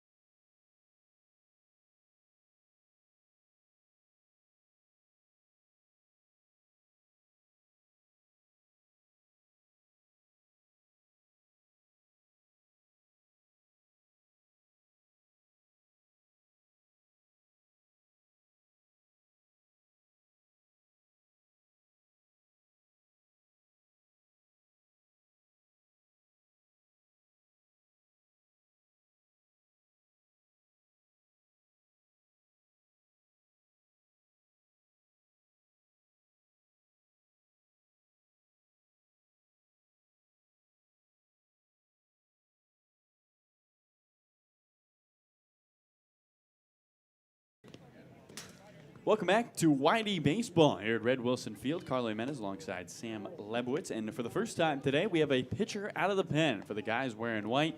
Chris Bow, the right-hander from the College of Southern Nevada, heading to Arizona to be a Wildcat, will inherit Nate Furman at first with 2 outs, facing one of the hottest hitters on Cape in Jacob Wilson. Wilson will be heading to play with Team USA in a couple of days. Had a 3-hit performance against Brewster. He's got hits in all 4 games he has been a part of and a single already today, and might have had another hit if it wasn't for a nice play at first from Johnny Long. Chris Bow, Sam, making his second appearance with this YD team. What can you tell us about the man from Iceland? Well, you mentioned it. Maybe the most interesting thing about Chris Bow is that he was born in Iceland. His father played for the Icelandic national team of basketball. But if we're going to talk about Chris Bow, the pitcher, talking about a reliever here with a 5-pitch mix, a guy who's got a 4-seamer, a 2-seamer, a slider, a 12-6 curveball, and a changeup. He calls the changeup a bit of a work in progress, but the slider is really his money pitch, a pitch that works really, really well. So guys on both sides of the plate are working away to righties, moving in on the back foot of left-handed hitters. It's a weapon for him. Bow, the righty, faces the right-handed batter of Jacob Wilson. A lead at first for Nate Furman with 2 outs, a 4-1 YD lead in the top of the 5th. First pitch. There's the slider, and it catches the outside part of the plate. No balls and 1 strike to Wilson. Bow pitched 3 innings against Brewster on day 2 of the 2022 season. He allowed 2 hits, 1 walk, and struck out 5 of the 11 batters he faced. He sets belt high, peeks over his left shoulder where Thurman leads. 0-1, Thurman starts and stops, and the curveball is in the dirt. The count 1 ball and 1 strike. Mentioned it earlier in the podcast, but Thurman has wheels. 21 stolen bases this past season with the 49ers, was one of 2 guys to play in all 58 games. Named a 2nd team All-Conference USA. 2 outs, 1 on, the 1-1. Slider in the dirt off the outer edge, 2 balls and a strike. Orleans getting their first run in this 5th inning off Bryce Robinson. A solo home run from Connor Burns as he just poked one out to left. A high fly ball to the right of the scoreboard where the flag flies. Able to go over the head of Will Hamner. 2-1. Curveball misses low. 3 balls and a strike. The shadows covering the mound and home plate, but there is sun in between. Mike Bovee in third, also in the shade. Everybody else enjoying some UVs. 3 balls and a strike with a runner at first and 2 outs. There the runner goes. 3-1 is downstairs, low and away. On to second goes Furman. He won't be awarded a stolen base after Wilson walks. And after walking just 2 in the 11 batters he faced in his first outing, Chris Bow walks the first batter he faces in the 5th to face Kevin Sim. From San Diego. Bow's face is in the sun as he stands atop the mound, working from the third base side, but the rest of his body in the shade. YD wearing the home whites today with the logo on the right and the numbers on the left. Righty on righty, first pitch. Change up, misses off the outside. Count 1 ball and no strikes. Fans have starting to fill the bleachers here. Seats all along, which was a sparsely populated Red Wilson Field to begin, has become the spot to be. 1-0. Slider catches the outer edge. 1 ball, 1 strike.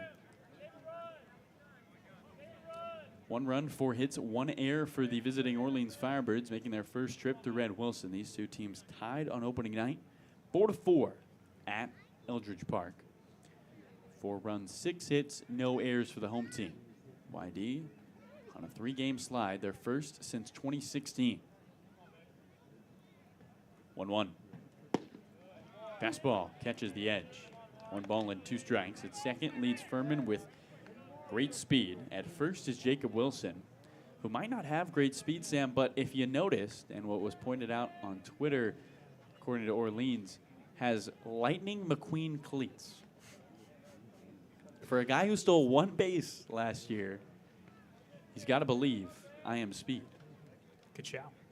1-2. And a swing and a pop up right side of the infield. Johnny Long gives it a look. He runs out of real estate, and it lands towards concessions. Count remains at a ball and 2 strikes. And Kevin Sim earns himself another at-bat, or another swing. He might not steal a lot of bases, but he's an athletic guy. He's a strong glove at shortstop, probably a guy who runs pretty well. And sometimes it's about the mentality. Maybe he just feels like he runs faster with those cleats on. I hope he does. 2 outs, 2 on. Top 5. Here comes the 1-2. Breaking ball misses low. The count, 2 balls and 2 strikes. So all of a sudden, Chris Bowe, who inherited the runner at first in Furman, walked Wilson, and now a 2-2 count. 4-1 the YD lead, trying to protect. Deuces are wild with 2 on and 2 out. 2 balls and 2 strikes. Here it comes to the junior from San Diego. Curveball on the inner edge. Strike 3 called. Chris Bowe with a K. Strikes out Kevin Sim looking. And that does it for the visitor half of the 5th inning. 1 hit, 2 left on for Orleans. 1 run comes across. 4-1 YD midway through this 5th inning.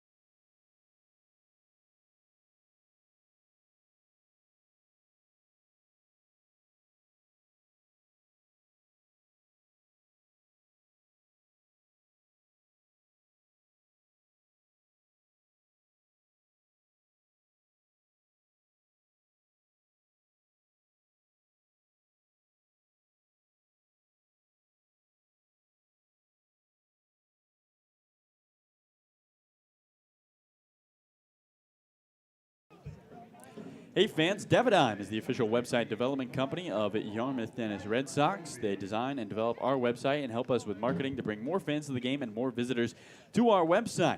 Devidime helps organizations generate more leads and maximize their marketing budget. Check out devidime.com to learn more and make sure to like them on Facebook. Here's the first pitch to Mike Bovey. He likes the opening offering from Cam Jones and slaps it foul down the right field line.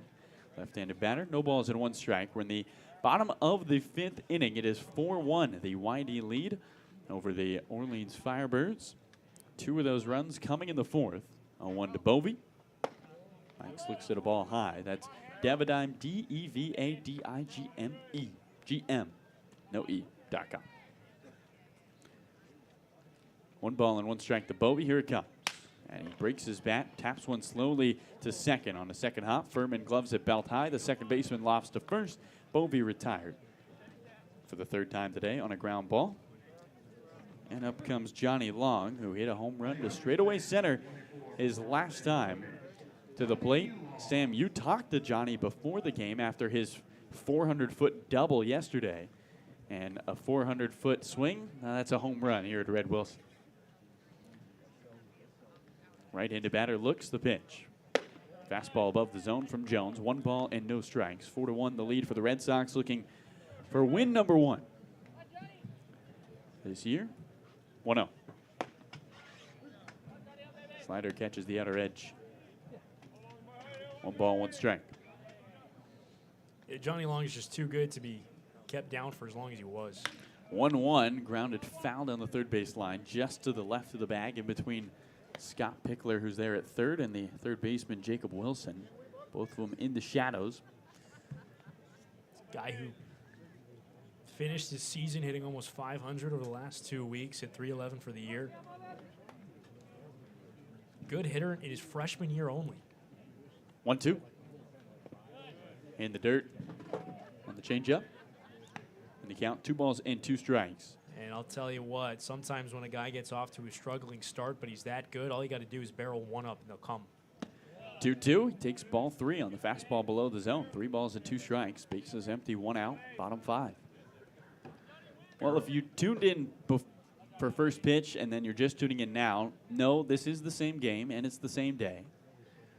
There are no clouds in the sky. It's no longer raining. 3-2. Swing and a miss. Changeup has Johnny Long chasing. Second swinging strikeout for Johnny Long. And the first strikeout for Cam Jones. And there's 2 away in the bottom of the 5th. What a turnaround of weather. We thought this might not happen. It could play forever. I looked at you around 4 o'clock. I said, I don't think it's happening today. First pitch to the righty, Franzoni waves at the curveball. The count, no balls and 1 strike. Very glad that I was wrong, Carl. Base is empty, 2 outs, 4-1 YD. Jones steps back, kicks high. His 0-1 is a fastball low. 1 ball, 1 strike as the flag starts to blow out to right. The hill down the left field line now filled with people. It's standing room only. And down the right field line, bleachers are half full. 1-1, Franzoni tops one foul. A ball and 2 strikes to a man who hit a home run to straightaway center. He's got 3 hits, 2 of them big flies for the guy who had 29 home runs in the regular season, second in all of Division I baseball. 1-2. And he swings and skies this one. Foul territory down the right field line. First baseman Sim in the foul territory. Watches it land to his left and fair. Into second is Franzoni. That ball was drifting foul. And then Sim didn't have a good look at it, so he thought, I'll just let this land. And it landed 2 feet to the left of that white chalk line. And all of a sudden, mark it a hit, a 2-out double for Luke Franzoni. I think that Sim was looking for help the whole way through. He was backpedaling along that first base line. Nate Furman, the second baseman, had a better angle to that baseball, but not sure that they were communicating well, and Sim didn't really take charge there, and the ball just kind of fell in.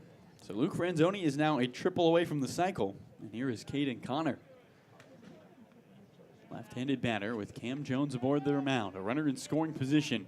Cal State Fullerton Jr. trying to score him. First pitch, well away. Fastball misses, and the count 1 ball and no strikes. Lefty on lefty here. Caden Connor singled and scored back in the 4th inning. A YD team that had their first RBI with runners in scoring position today. Can they get another? 1-0.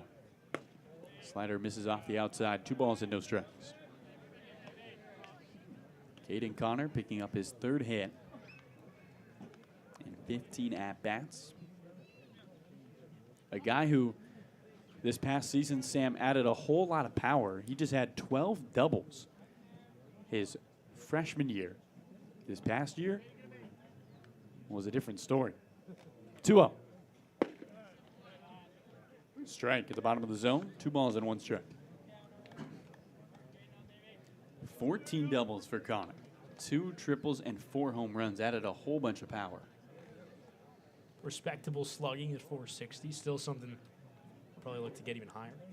2-1, and he just gets a piece as it goes back to the chain link fence. 2 balls, 2 strikes. Franzoni at second. 4-1 YD's lead. Looking for more. They've scored in 3 of the 4 innings today. Singletons in the 1st and the 2nd, and a pair in the 4th. Orleans scoring their first run in the top of the 5th. 2-2. Topper, first base side, that chops foul. And Franzoni once again will have to run back to second. Sun is out here at lightless Red Wilson Field. YD will be at home again tomorrow, facing off against the Harwich Mariners and looking for revenge after a tough loss at Harwich last night. Jones sets belt high, stares in. Franzoni leads at second, 2-2. Swing and a miss. Fastball by him. That's how the 5th inning ends. A double from Luke Franzoni, but he is left stranded after the second strikeout of the game for Cam Jones ends the 5th. We head to the 6th here on the YD Baseball Network. It is 4-1 Red Sox over Orleans.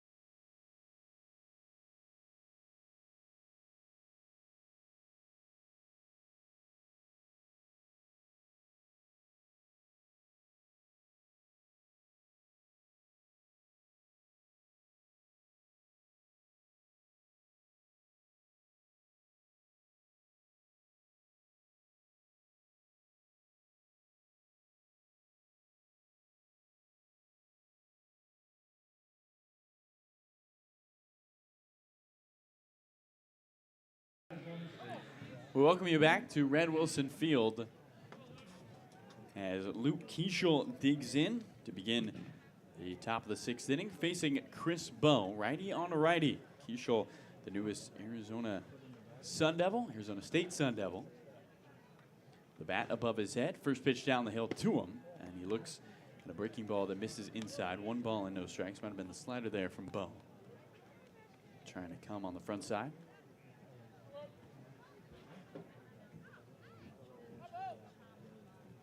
Bow's 1-0.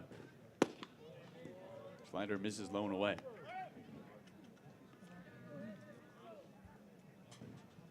Two balls and no strikes. Well, it's the 6th inning. We're at a home game. What does that mean, Sam? Trivia time. Trivia time. Here's the 2-0 to Keeschel. Checks his swing. Doesn't matter. It's going to be a strike on the outer edge on the fastball. 2 balls and a strike. You want to give us our trivia for today? Oh, sure thing, Carlo. 6th inning trivia brought to you by Coxman Media and Pixie 103. That's Cape Cod's Rock. Comes a 2-1. And a swing and a foul peeled off the top of the bat of Keeschel back towards the sack shack. 2 balls, 2 strikes. So as a reminder, this works as follows. We give you guys the trivia question. You answer before the next home game. That's tomorrow by going to ydredsox.com/trivia. Answer correctly, you'll be eligible to win an official YD Red Sox game jersey signed by the 2022 squad. 2-2, rolled softly towards third. Scooped up by the third baseman, Bovey. Quick exchange, throw to first in time. A nice play by Bovey on a slow roller down the line. And Mike doing it for YD. There's one away, beating the speedster Keeschel. So here is the question. Which former YD Red Sox pitcher most recently won the American League Cy Young Award? Again, no idea.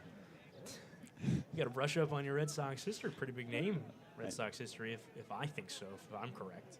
Jake Cunningham, the right-handed batter, looks at a slider for strike 1. No balls and 1 strike. 4-1, YD leads Orleans. 1 out in the top of the 6th. Again, don't forget to submit your answers at ydredsox.com/trivia. Good luck, guys. 0-1. Swing and a miss. Another wave. There's another slider. No balls and 2 strikes to the junior from Charlotte, who has struck out twice. I guess that means we can reveal the answer from our last trivia question from Tuesday's home opener, which was which former Red Sox appeared in the big leagues in the World Series before ever appearing in the regular season. 0-2, hit softly on the ground to third again. Off the lip of the infield grass, Bovey able to scoop it up ankle high and throw to first. Mike Bovey is stealing everything from Cole Carrig, who after Mike threw that ball to first, put his hands in the air and shook his head. And those two good friends in the little friendly duel on the left side of the infield, there's 2 away. Carrig just kind of smiling and laughing at him after that play finished. as Bovee went back to his third base position. Garrett kind of clapping his hands and saying, okay, all right. So left-handed bat of Jacob Stinson with 2 outs and the base is vacant. First pitch down the hill and in the zone for strike 1. A fastball on the outside from Chris Bowe, who after striking out Sim to end the 5th, has sat down 3 in a row. Shift is on here. Bovee moves from third to the second base position. Here's an 0-1. Bunt is shown by Stinson, and he takes a ball downstairs. 1 ball and 1 strike. The second baseman, Hunter Haas, in the gap with both his feet in the outfield grass, and now Bovee's going to shift back to third. So Mike is running around. Getting his steps in. Hopefully he's got a Fitbit on, maybe a Whoop, Apple. Hopefully he doesn't have an Apple Watch on. A lot of devices that can track your steps. Here's the 1-1. Big chopper to second. Hunter Haas on the second hop. Gloves it, letters high. Fires the first in time. That ball topped by Simpson.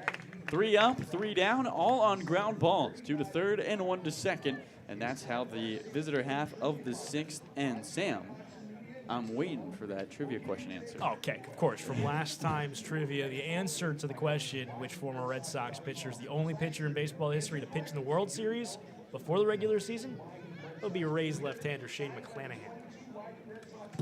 There you go. There's the answer to the first trivia question. See if you can get it right for today's. That's ydredsox.com/trivia. We'll be back for the bottom of the 6th. Bottom of the lineup due up for Orleans. Fernando Gonzalez, Hunter Haas, and William Hammer. 4-1. YD leads Orleans, looking for their first win of the summer.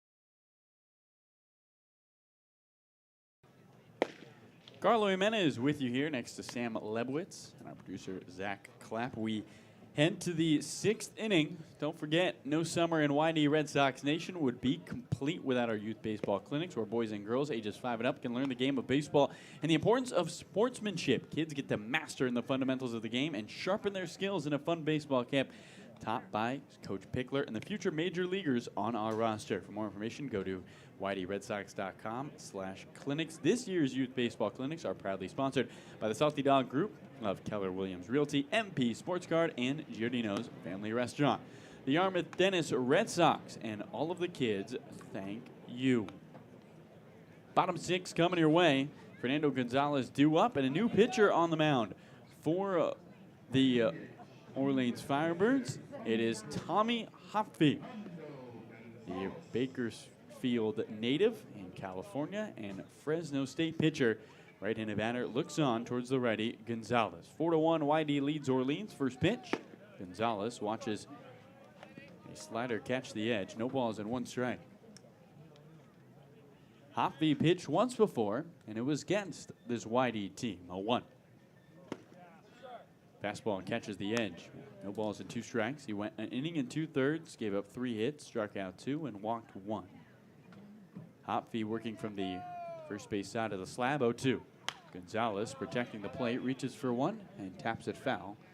Back behind the dugout of Orleans. No balls and 2 strikes. Hopfe, who spent this past year as a Bulldog, 2.81 ERA, 0-2. Fastball misses away. 1 ball and 2 strikes. Cross-listed as both a catcher and a pitcher. He's a battery all by himself. Base is empty, nobody out, bottom 6. Hopfe peeking over the top of his red glove and the black sleeves in the camo HCMH uniform. He steps off the back of the mound. 7 hits have been good for 4 runs for YD. 4 hits, 1 run for Orleans. Here's the 1-2. Gonzalez swings and lifts one into right field. Shallow right fielder. Incoming the right fielder Cunningham. And on the sprint, he calls off the second baseman Furman and secures the baseball for out number 1. Gonzalez still looking for his first hit of the summer. And in stands Hunter Haas. Out of Texas A&M. Wearing the ASU gloves that are unstrapped. Let's go, Hunter! Opening offering to the righty.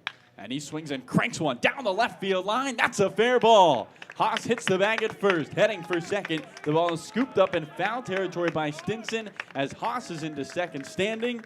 A stand-up double for the 8-hole hitter, Hunter Haas. And YD with the runner in scoring position in the bottom of the 6th. Nice piece of hitting with his family in attendance. Hunter's faced Taniafi once this summer, faced him on opening night, had a base hit against him there, so good start for Hunter Haas against Tommy Hoffey, 2 for 2 against him now. He stands at second with good speed. Hunter led Arizona State in stolen bases his freshman year. Here's the lefty, William Hameter. Stepping and pitching is Hopfy, and the first pitch catches the outer edge. No balls and 1 strike on the fastball. Shadows have filled 50% of the infield. And parts of left. 0-1 is a curveball for a strike on the outside part of the plate. 0-2, and it seems like Mark Delaney with a little more of a generous strike zone here in the bottom of the 6th. Haas at second after his double. Hameter looking for his first RBI of the summer. 0-2, strike 3, top of the zone on the fastball. Hameter doesn't agree. He looks towards Delaney, shakes his head, and takes the slow trot back to the dugout. That is the first strikeout for Hoffby, and here is the leadoff man, Luke Schliger. Hoffey also struck at Hameter in that game, so trends persisting from that first outing for Tommy Hoffey. Has not faced Luke Schliger. Righty on lefty. Schliger swings, skies one into left center field. Going back to center fielder Honeyman on the jog with the sunglasses on, protecting his eyes from the sun. He reaches up and snares it with the leather. Schliger retired on 1 pitch. A 1-out double by Hunter Haas. He is left stranded. Firebirds have stranded 6 so far. We head to the 7th. Sam Lebowitz will take us home. The Orleans Firebirds and the YD Red Sox battling for the first time at Red Wilson, and YD with a 4-1 lead as we head to the 7th inning.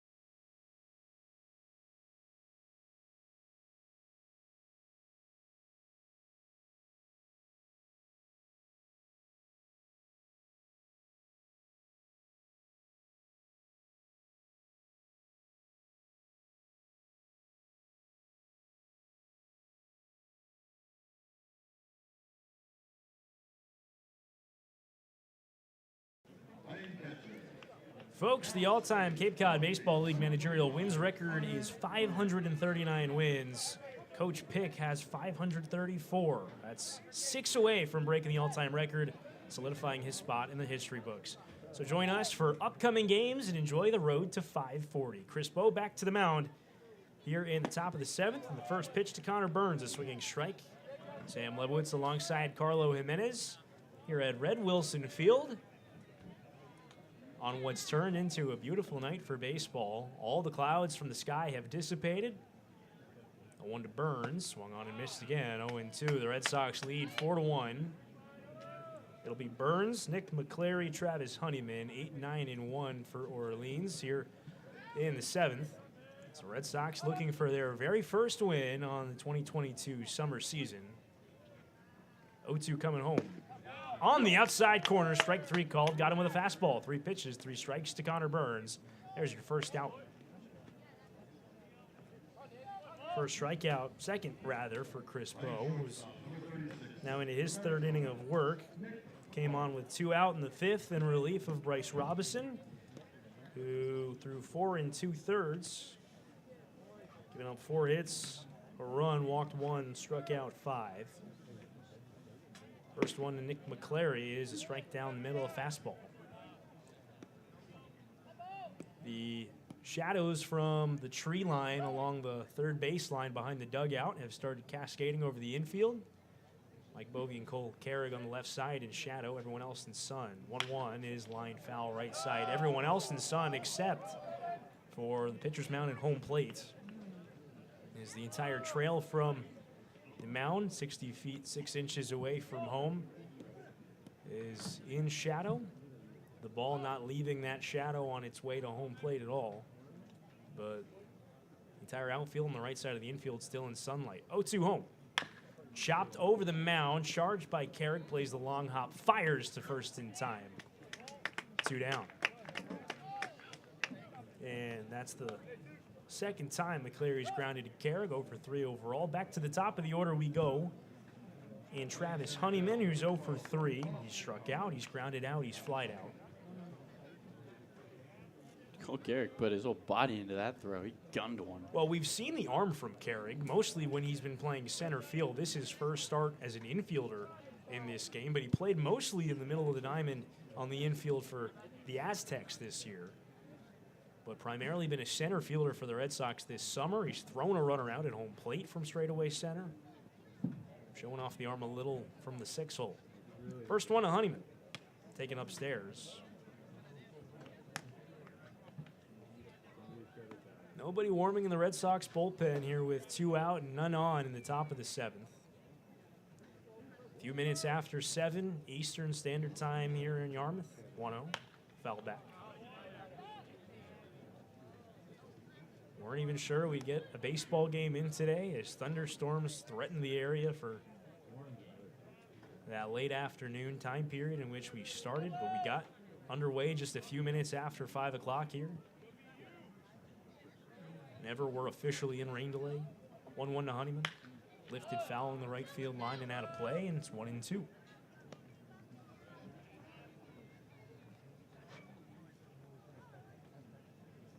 Red Sox with a run in the first, a run in the second, 2 in the fourth. They've hit a pair of homers.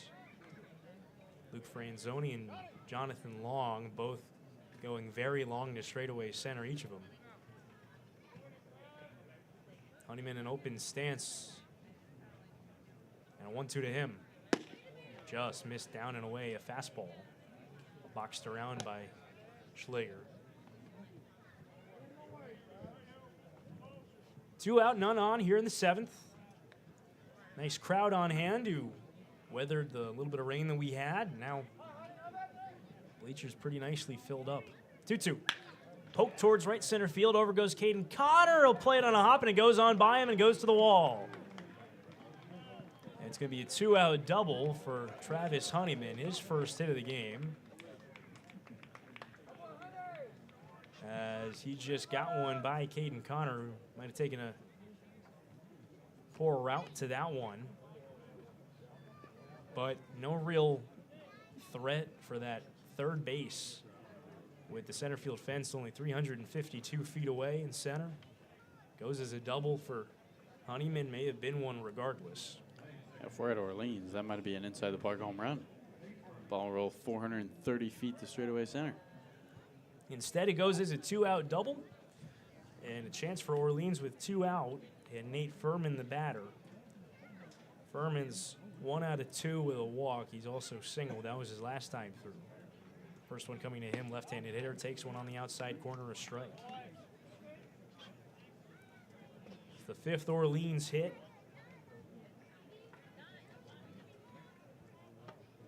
And the first allowed by Chris Bowe.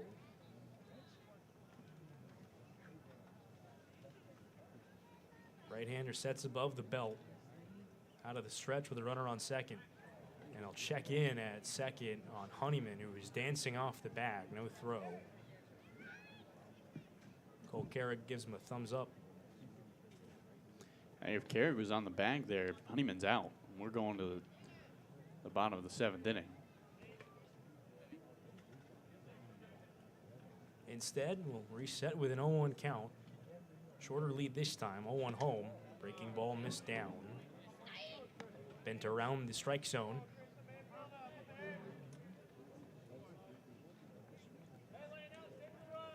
Furman, one of 2 UNC Charlotte 49ers in this lineup for Orleans.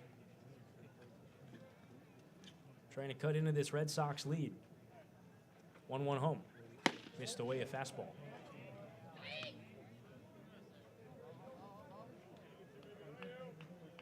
Infield and outfield play. The short left-handed hitting Furman straight up.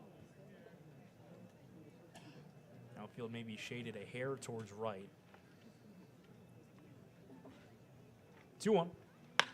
Bounce right side on an Arhasa routine play from the outfield grass. He throws out Furman to end the inning. So Chris Bowe works around the 2-out double. It's stretch time here at Red Wilson Field. Get up, move around a little bit. The Red Sox move to the bottom of the 7th, leading 4-1 over the Orleans Firebirds. We'll take a break on the Cape Cod Baseball Network.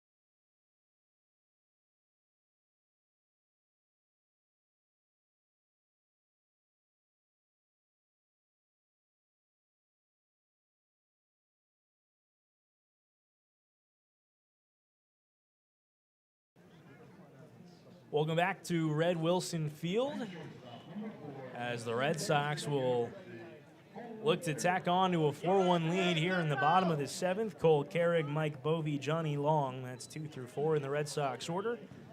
And ho-hum, another multi-hit day for Cole Carrick. He's 2 out of 3, both singles. Drove in a run in the first. We'll look to make it a 3-hit day. Cole's got multi-hit days. And now 4 of the 5 games for the Red Sox this season. First pitch home, a strike on the outside corner. Cole, of note in this one, has not batted right-handed since his first at-bat. Here batting left again against the right-handed pitching. His first real look against the left-handed pitcher in this game. 0-1 home. Inside, rather a right-handed pitcher in Tommy Hopfe, who's still out there. In his last 2 at-bats, once against Cole Reynolds, a lefty who started the game from Elon, and once against Cam Jones, as the 1-1 is nubbed up the third baseline, fielded by Jacob Wilson. Quick transfer and throw, and he threw it away. Goes out of play. Carrick will get second. Going to say Carrick was batting left-handed against the left-handed pitchers. And there, he gets second via single, an infield hit, and an error, moving him into scoring position. So Cole Carrig has his 3rd hit of the game. But an E5 moves him to scoring position. And now Mike Bovey will hit with a man on second and none out. Carrig just keeps on making noise at the top of the Red Sox order. He's at second, none out. Mike Bovey 0 for 3, 3 groundouts. First pitch to him, check swing on a fastball away. It's a strike.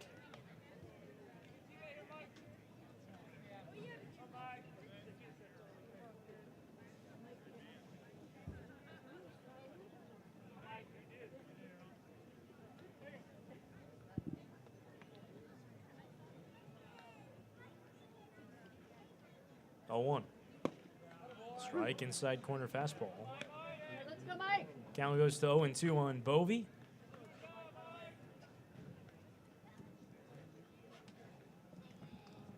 Bovey has faced Tommy Hopfe once this summer. He's 1 for 1. 0-2. High fly ball foul.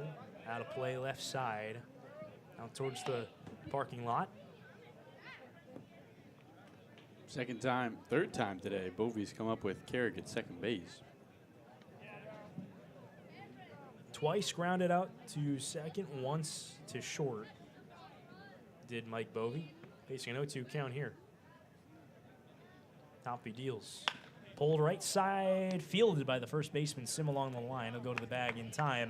Up to third goes Carrig, now 1 down. Tough afternoon here for Mike. He's grounded out to Come on, Johnny. everybody but third base on the infield in his 4 at-bats. Making contact. Works here as a productive out to push Carrig to third.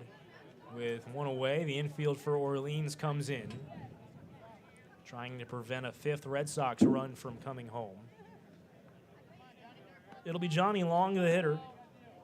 Long 1 out of 3, has twice struck out, but that 1 was a big one, a solo home run in the 4th.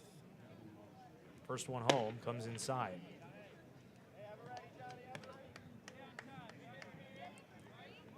Back-to-back games with an extra base hit, back-to-back games with an RBI for Johnny Long. Drove in a run with a long double yesterday in Harwich, the lone Red Sox run. 1-0 in the dirt. Nice stop by Connor Burns.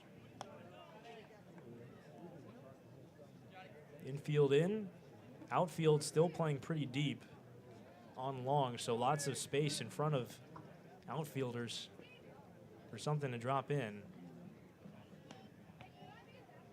Hopfe out of the stretch, 2-0. Checks his swing, missed a strike.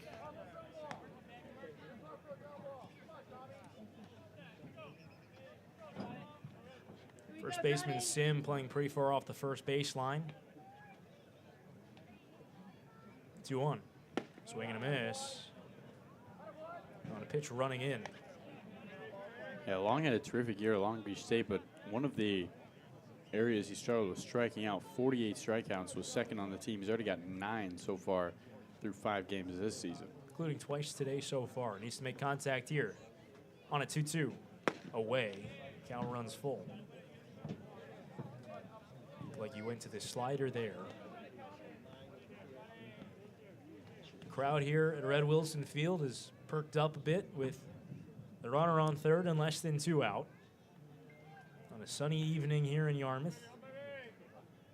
A little bit of wind brushing the trees along the outfield fence.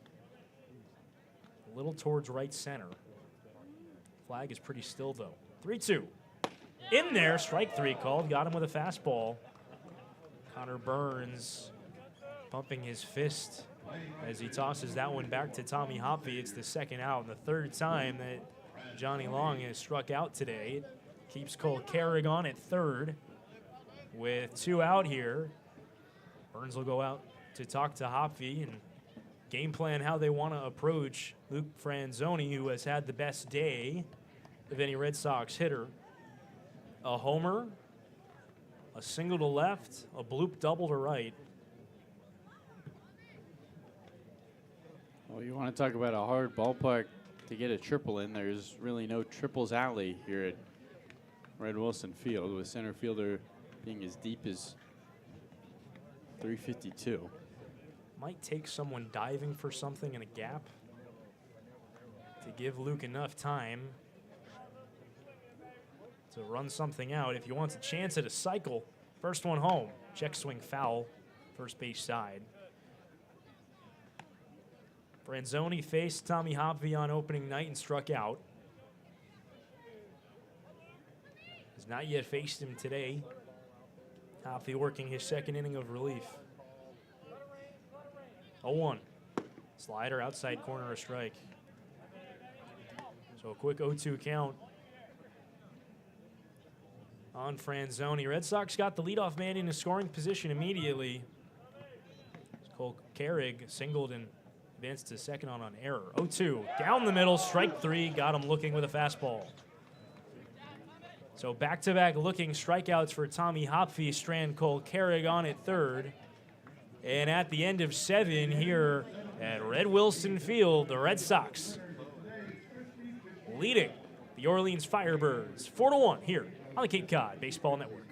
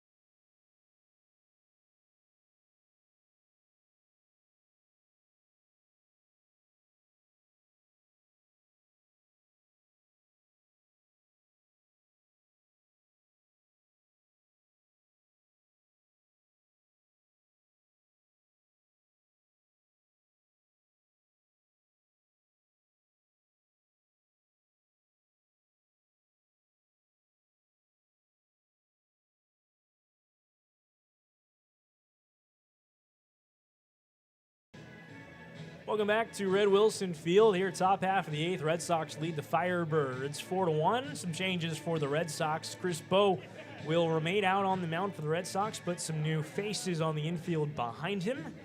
Cole Roberts comes in the game into Johnny Long's lineup spot. That's the cleanup spot. And the changes go as follows. Roberts will play second.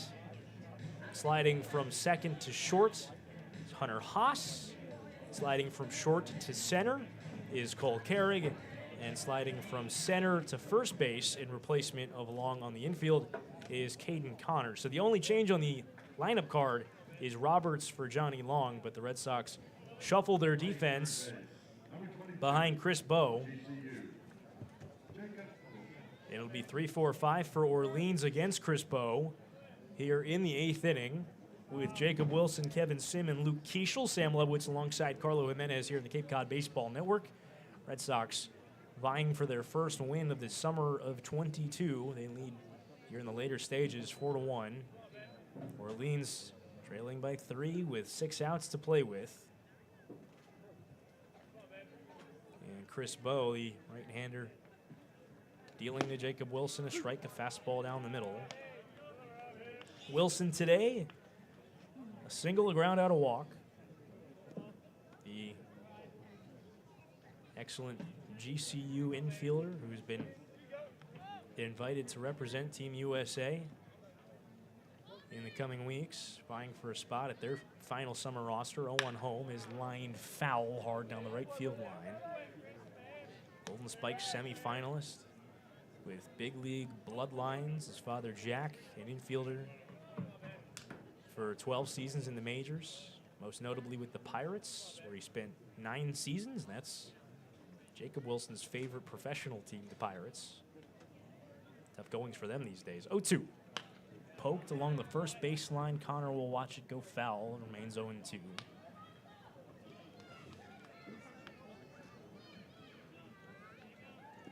Off to as good a start as, frankly, anybody in this Cape Cod league this summer.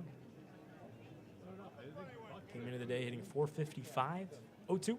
High fly ball, pretty well hit out to left. Hammer going back, still easing back, and he's got room in front of the wall. So allowed first out as Wilson flies out. Now Kevin Sim, the first baseman, the cleanup hitter, he's 0 for 3, has struck out twice, once swinging, once looking. He was Bo's first strikeout victim when he came in the game, 1 of 2 for Chris, who came in, got the final out in the 5th. First pitch to Sim, misses up and in.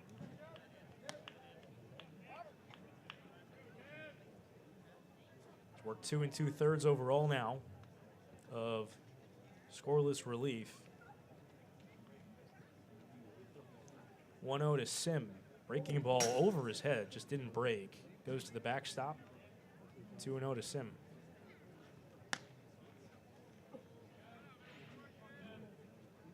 Nobody getting loose in that YD bullpen, so it's like this is Chris Bo's show. At least for the time being, we'll see if Scott Pickler has a closer in mind in the next half. 2-0. Line towards left center. Hard contact. That's going to get down and split him. Go to the wall. Hammer can't pick it up cleanly. And Sim heads into second standing. Line drive double for Kevin Sim. Gets Orleans started here with 1 out. And Luke Keishel, the batter, 0 for 3 today with a strikeout.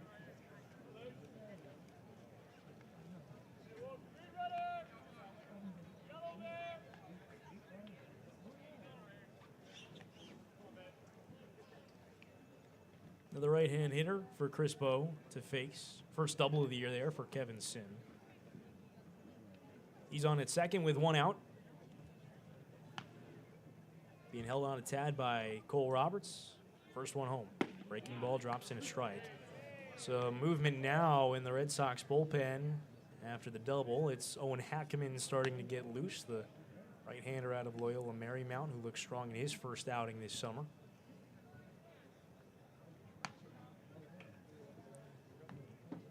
Still yet to get on a mound, though, so for the moment it is Chris Bo's situation here. 0-1.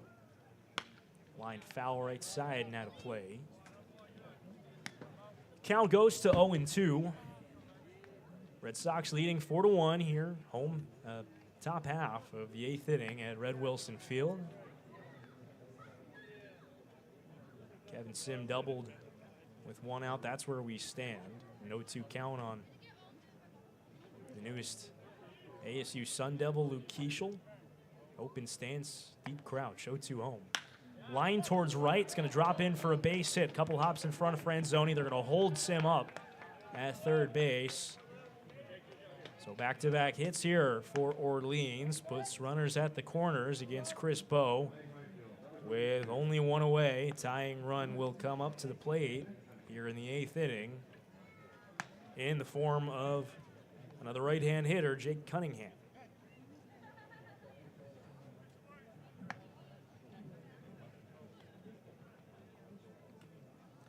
Cunningham, another power threat, hit 16 this year for the 49ers at UNC Charlotte.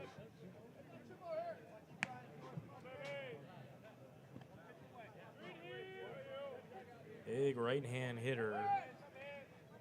Stands listed 6'3", 210. First one. Grounded to short, could be 2. Haas flips to Roberts for 1. Relay to first in time for 2. Bo rolls a twin killing to get out of the jam here in the 8th as Pennington grounds into the 6-4-3. To the bottom of the 8th here at Merrill Wilson Field, the Red Sox lead the Firebirds 4-1.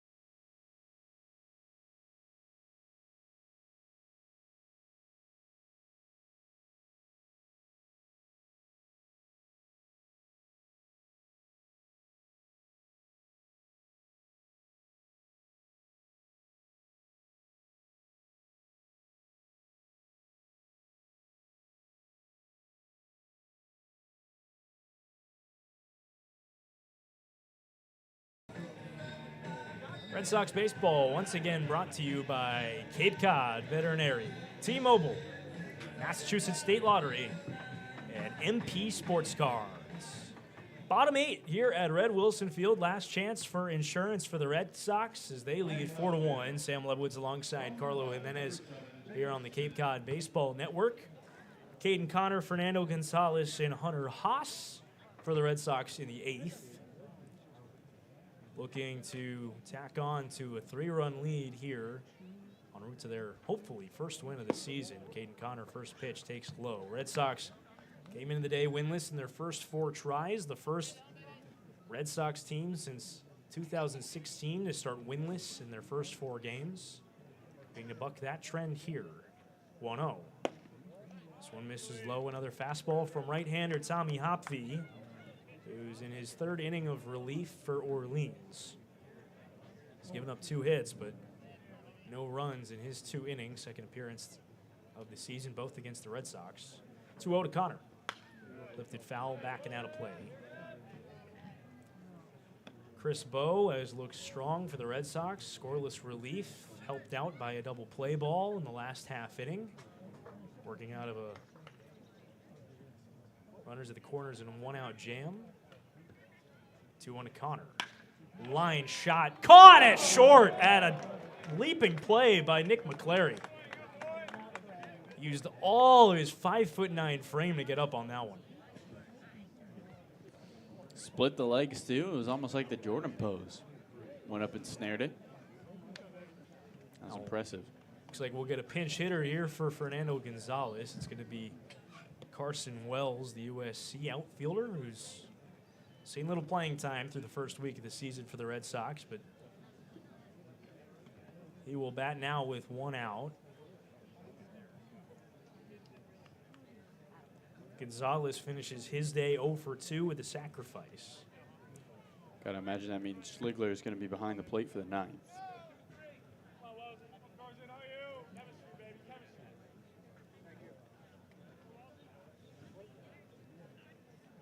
First one to Wells. Check swing, a strike. Update on Owen Hackman. He's not throwing anymore, but he does have the jacket around the right arm. So either he's ready to go. 0-1. This one picks off the outside corner as well. Carson Wells so far this summer 0 for 2. Hasn't played since he got 2 at-bats against Brewster on June the 14th in the home opener. 0-2 to the Trojan. Check swing, called. Strike 3 on the outside corner. So Wells dispatched on 3 pitches. That does it for the Red Sox pinch hitter. And up to the dish, Hunter Haas.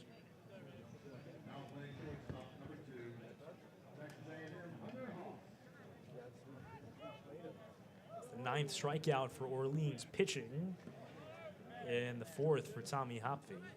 Hunter Haas today is 1 out of 2. He was intentionally walked. He's doubled. First pitch to him, a slider picks off the outside corner.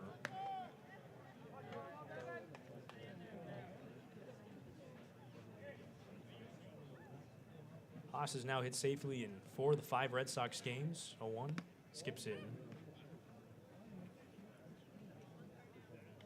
Took an 0 for last night in Harwich, but that hits in each of the first 3 games for the Red Sox. Second double of the season today. Faces a 1-1 here. Away again. 2-1. Looks like another pinch hitter on the on-deck circle. Simon Reed is taking the swings for William Hammiter. Should it get there? 2-1. Down and away. So a 3-1 count here on Hunter Haas. Sam, you're seeing a lot of more of the guys who are on the temp roster as Coach Pickler's trying to get chances for everybody before some more guys from Team USA, from College Baseball World Series come in. Especially with the lead a little more comfortable. 3-1. Strike, outside corner slider. Really the first time all season that the Red Sox have had a lead this late in the game. In fact, in just one of the 4 previous games had they had any leads. 3-2. Line the other way on a couple of hops. First baseman Sim over to field it towards the line. He'll take it himself to the bag and end the inning. 1-2-3 go the Red Sox against Tommy Hopfe. We will head on to the 9th. Red Sox 3 outs away from their first win here in 2022. It'll be Chris Bowe back to the mound. Red Sox lead 4-1 to the 9th on the Cape Cod Baseball Network.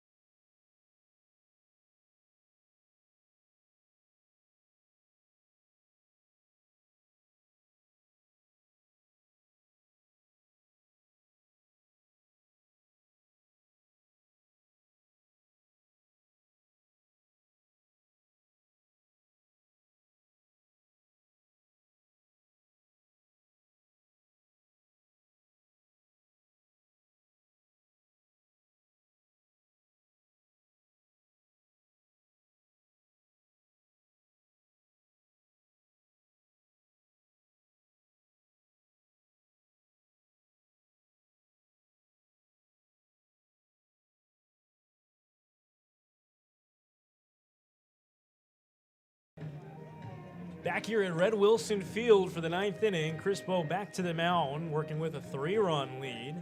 And he'll get the bottom third of the Orleans lineup with Jacob Stinson, Connor Burns, and Nick McClary. Red Sox leading 4-1. Sam Lebowitz alongside Carlo Jimenez here on the Cape Cod Baseball Network.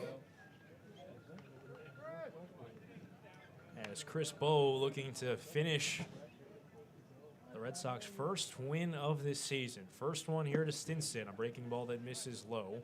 Stinson today, a double, and has twice grounded out, 1 out of 3. Red Sox are running each of the first 2 innings, 2 more in the 4th. 1-0. Rolled softly left side, Mike Bovey on the infield. Grass drops it on the transfer. And the runner will reach. Bovey had it in the glove, and an infield that might still be a little wet from when it rained earlier today. Looked like he kind of slid as he tried to transfer that ball out of the glove. It fell to the earth. Goes as an E5.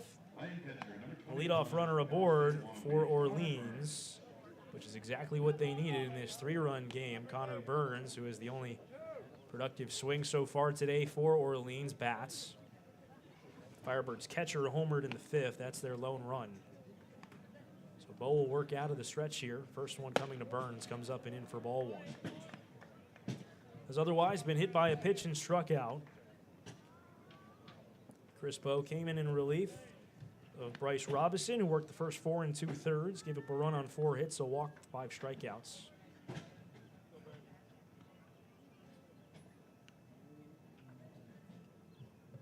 One-0 to Burns. Swing and a miss. Fastball. It's been mostly soft contact against Chris, who's only struck out 2 over his 3 1/3 so far. Lots of balls on the ground against him, including a double play ball. Runner on first, no outs. He's going on the 1-1. Swing and a miss for strike 2. Throw down. Not in time. Looked like he got his foot in under Cole Roberts' tag. A strong throw by Luke Schliger. Just a tad late.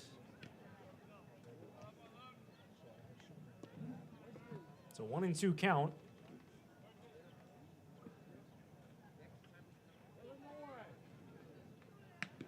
With a runner on second, none out.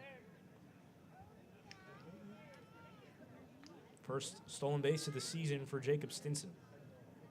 He's on second. 1-2 home. Swing and a miss. He didn't mean to, but he did. On a fastball running up and in, strike 3 on Burns. So there's your first out. Now the shortstop out of Arizona, Nick McClary. He hits with an 0 for 3 today. Run that doesn't matter at second in a 4-1 game here with 1 out in the 9th. First one, slider, outside corner, a strike.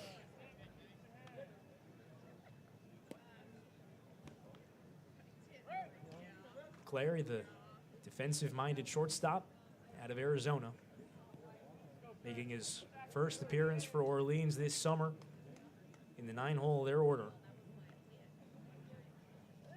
3 balls on the ground for him today. 4-0-1 to check in on second.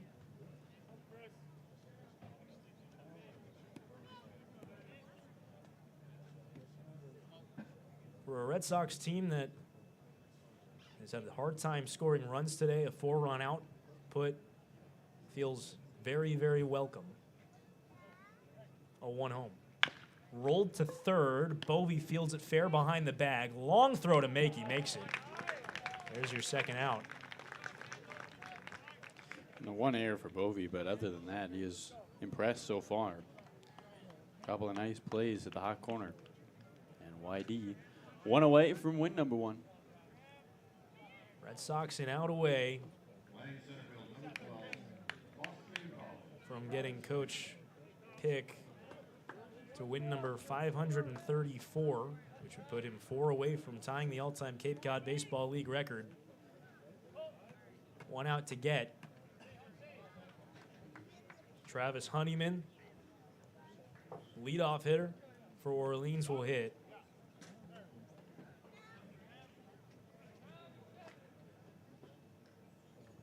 Honeyman today, 1 for 4, a double. He's also struck out. Right-hand batter, open stance. First pitch, fastball, strike on the outside corner. Crowd that started sparse became lively as the sun peeked out in the middle innings. Hoping to see the first Red Sox win of the 2022 summer. 0-1 to Honeyman. Lifted foul right side and out of play, and it's 0-2, and the Orleans Firebirds are down to their final strike.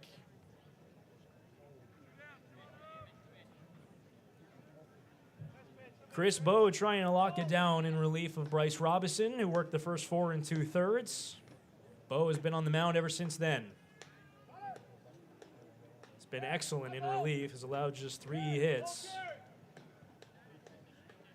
No runs against his ledger. 0-2 on Travis Honeyman. On its way. Did he go on a breaking ball away? He did not. It goes to the backstop. Up to third goes Stinson. On a wild pitch. On a wild slider away, Honeyman made a very, very light attempt at that one, but no even check. So 1-2 count now. Runner on third. Red Sox lead 4-1 here with 2 out in the 9th.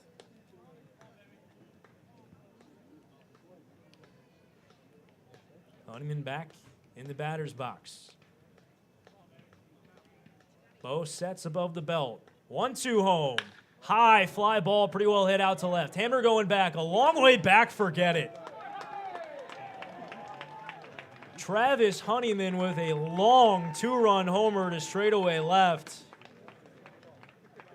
Makes this a 1-run game with 1 out to get. It's 4-3.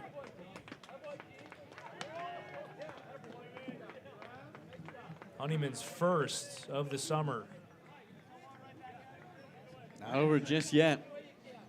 And right now, Nate Furman, who has reached twice with a walk in the single, will just try to keep this game going. Hackman back up and getting warm in the pen for YD. Furman today is 1 for 3 with a walk. Singled back in the 5th. Has twice grounded out. First pitch home to him. Missed away a fastball, close pitch. Owen Hackman in the bullpen trying to get ready in a hurry in case Chris Bowe needs the help. Infield shifted over to the right. Hunter Haas, the shortstop, behind the bag. 1-0 home. There's a strike in the inside corner of fastball.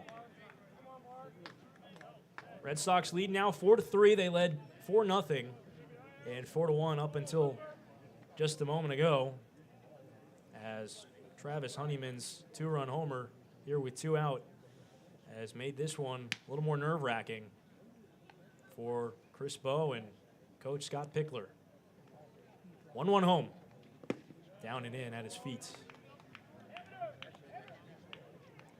If Furman can reach, Jacob Wilson, who's been the best hitter on this Orleans roster, is in the on-deck circle. Right side of the infield playing back, outfield playing deep. 2-1 home. Away, it's 3-1.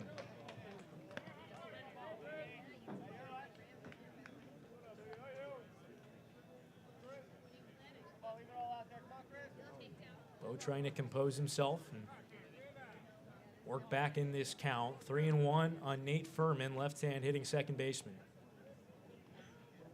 Bowe rocking as he gets his sign on the mound. Deals a 3-1. There's a strike on the outside corner of fastball. And the count runs full.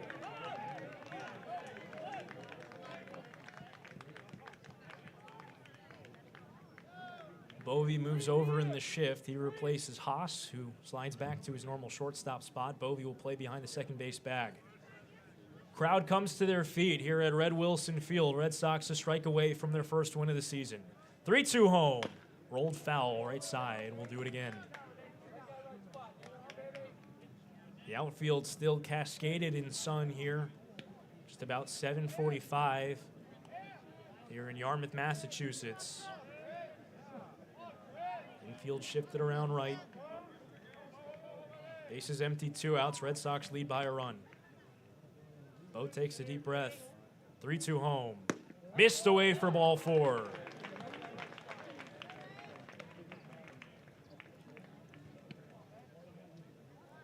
It'll be Jacob Wilson, but he won't face Chris Bowe. Owen Hackman will come in from the bullpen as Scott Pickler makes his move as he walks out to the mound.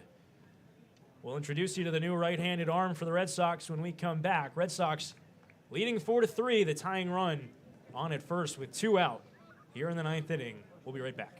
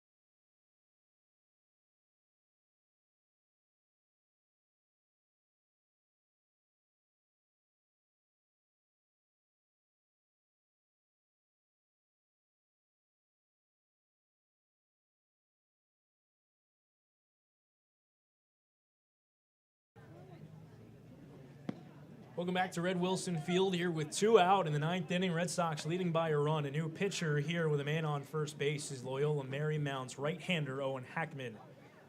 Hackman, a two-seamer curveball guy, second appearance for the Red Sox this summer. He will be tasked with one of the best young right-handed hitters in all of college baseball in GCU's Jacob Wilson, who will hit against him with Nate Furman on at first and 2 out. Red Sox leading 4-3. Just 1 out away from their first win on this summer season. The LMU Lion, in his first appearance for the Red Sox this year, threw 2 very strong innings, allowing just a hit, striking out 4 against Brewster in the home opener. Mostly fastball, curveball. There's a changeup that he will show, but not his strongest pitch. He saved 5 games for the Lions this year across 21 appearances, all relief outings. And here is Jacob Wilson, right-hand hitter. Nate Furman, a speed threat on at first. See if Kelly Nicholson puts him in motion at all. Right on right here. Hackman will take his shines out of the stretch. Wilson bouncing that bat off his shoulder. Hackman gives a look to Furman.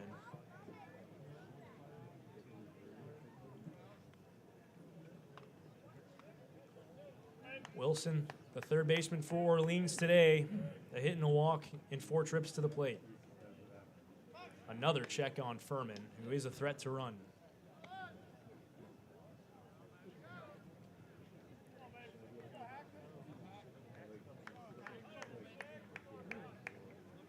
Furman this year stole 21 bags. He's on at first with 2 out. Hackman a close set. First one home. Missed high, it goes to the backstop off of Schliger's glove. And up to second goes Furman. And after 2 pickoff attempts, Orleans doesn't even have to worry about Furman stealing a base. He's on at second here in a 1-0 count. After a wild pitch. It's a first pitch fastball, and they're going to walk Jacob Wilson now. Scott Pickler gives the sign, and they will move Wilson onto first base with an intentional walk, taking the bat out of his hands. And now Kevin Sim will hit with 2 on and 2 out. And Sim laced a double his last time, but otherwise, he's 1 for 4 overall with 2 strikeouts. 12 home runs this year at the University of San Diego. 2 on, 2 out. Red Sox leading by a run in the 9th. First one home. Breaking ball fouled off right side. Caden Connor gives it a look. It's out of play. That walk to Wilson, Sam, not only do you not have to face the best hitter in the lineup, but you now put forces around the base paths. Something that might make a key difference here. Red Sox just need 1 out to go home happy.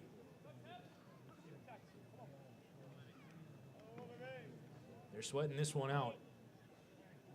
0-1 to Sim. Breaking ball misses well high, and Schliger a good job to keep that one in his mitt. And it would appear that Owen Hackman has to rein in the energy a little bit. He's missed wildly with now 2 of his first 3 pitches. It's a 1-1 count here to Kevin Sim. Nate Furman with above average speed on at second. Jacob Wilson also runs well on at first. Infield shaded slightly to the left. 1-1 in the dirt. Count goes to 2-1. If it moves past Sim, Luke Keischel, the on-deck hitter, Luke Schliger will go out and talk to his young right-hander. Puts his arm around him, will give him a moment to breathe. It's definitely Hackman's inning. There's not even people in the bullpen for YD. Everyone has moved to the dugout.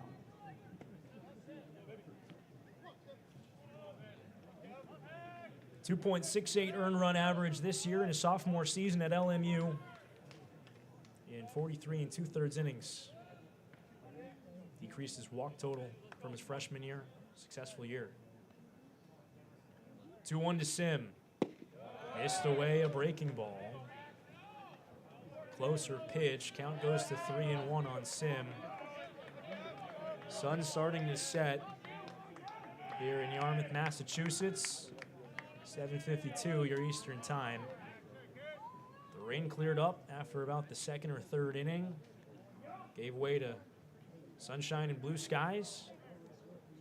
3-1. Missed down a fastball, close pitch. It'll load the bases on a walk.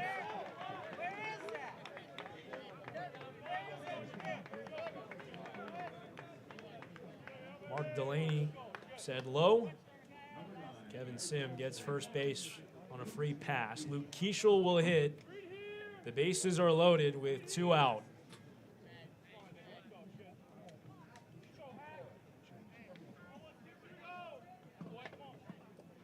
Red Sox led by 3 with 2 out and just a runner on first base.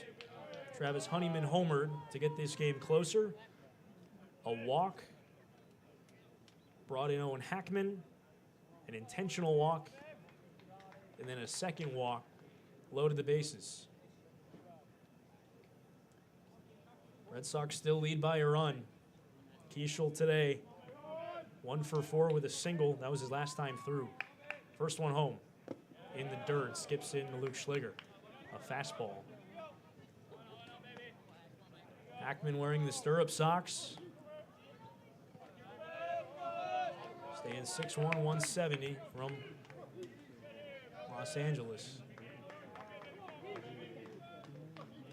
Keischel, the newest ASU Sun Devil, trying to flip this game on its head. 1-0. There's a strike and a curveball.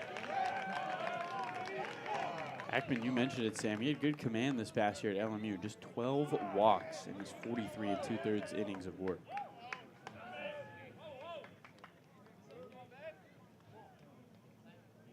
One and one count, bases loaded, full of Firebirds. Here with 2 out, Orleans trailing the Red Sox by a run in the 9th.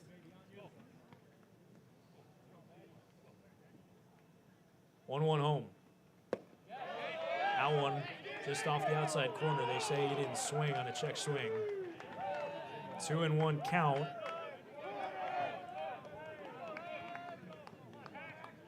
Red Sox dugout all up on the top step, as are the Firebirds across the way from them.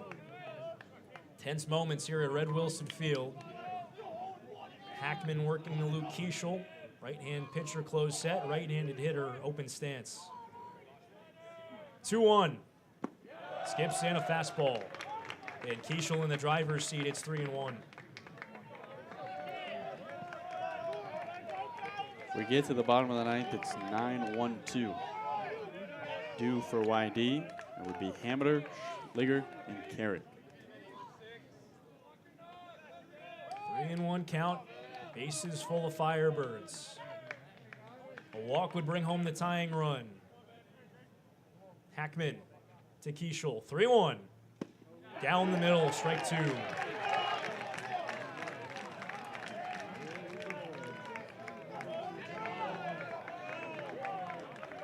Everyone will be set to run on this 3-2, 2-out offering.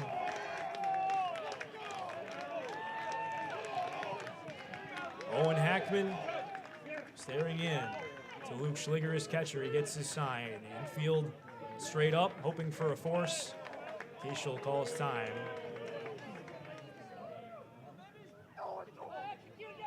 And ramps up the tension just a tiny bit more before this 3-2, 2-out pitch with the bases loaded. Hackman peers in over his shoulder. 3-2 home.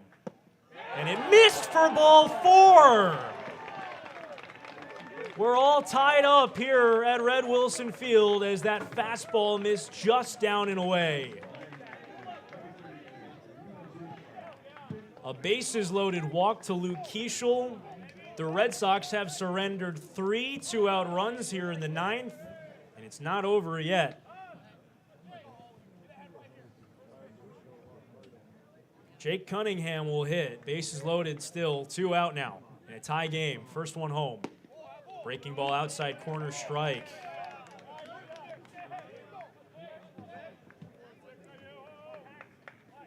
Including the intentional walk to Wilson. That's the 4th consecutive walk between Chris Bowe and Owen Hackman. It was 4-1 Red Sox with 2 out and a runner on first here in the 9th. Orleans has come back to tie, trying to take the lead now. 0-1. This one misses down. 1-1. Cunningham, his last time through, a double play victim. He's 0 for 4 today with a pair of strikeouts. That first win for the Red Sox may prove yet again elusive. 1-1 home. Fastball, a strike, outside corner. Good pitch there by Hackman. Count goes to 1-2. A loss is still avoidable with 1 out to get. But they will have to hit in the bottom of the 9th inning if they want to win, regardless of the outcome of this at-bat. Now in a tie game here in the 9th.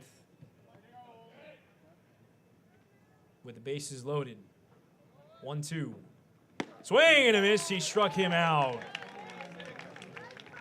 Hackman gets Cunningham swinging, keeps the bases loaded, but not before the Firebirds score 3 times with 2 outs to get this game even at 4. The Red Sox were an out away, a strike away from their first win of the season. Instead, they will fight to avoid a tie in the bottom of the 9th. New pitcher coming in for Orleans. Red Sox, Firebirds tied 4-4 to the bottom of the 9th. We go on the Cape Cod Baseball Network.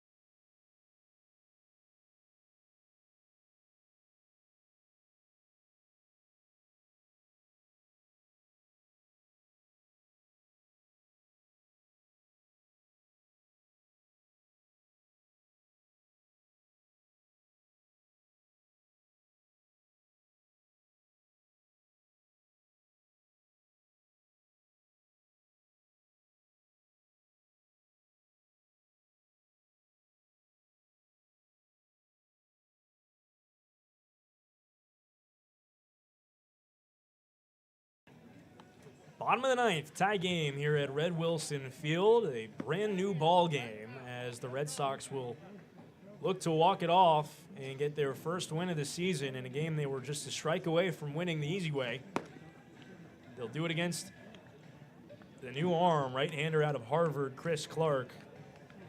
Second appearance of the summer for the 6'4" right-hander out of Wayne, Pennsylvania. Gave up a run in an inning, gave up 2 hits to Hyannis in the Firebirds' 3-0 loss to the Harbor Hawks on June the 13th. Of a pinch hitter for the Red Sox to lead things off here in the 9th inning. It'll be Gunnar Goldsmith to bat for William Hameter with the top of the order to follow. Goldsmith, switch hitter, batting left against Chris Clark. Full windup, first pitch, swing, and a foul tip held for strike 1. Goldsmith, the 5'8" infielder out of Cal State Sacramento. 3 for 10 to begin his summer season. All singles. 0-1. High fly ball into center. Not all that deep. Travis Hunman barely has to move. He makes the catch.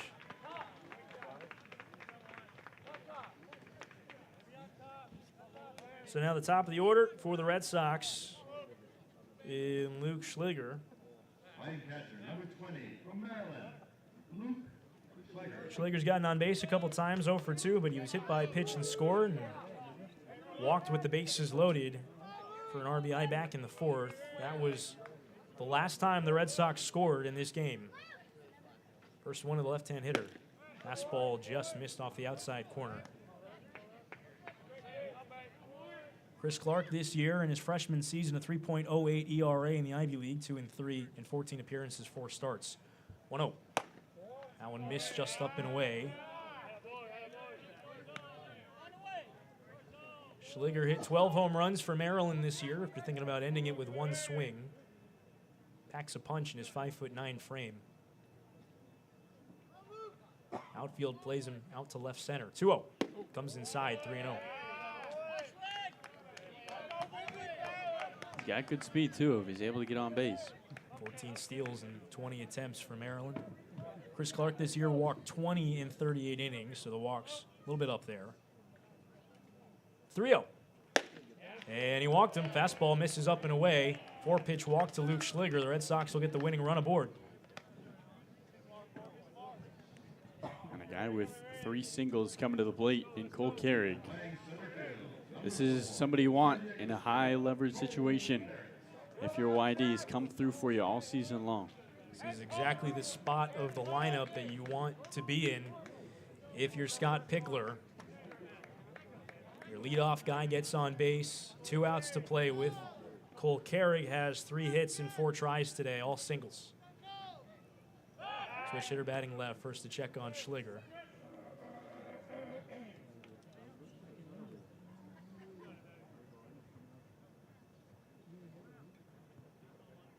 Carrig now 10 hits in his first 21 at-bats of the summer. First one. High fly ball, he got under it. Out to shallow center. Honeyman in, and he makes the catch. 2 down. So the Red Sox down to the final out of this ball game with Mike Bovey, the hitter. Bovey, a tough day, 0 for 4, 4 balls on the ground. Guy with extra base power.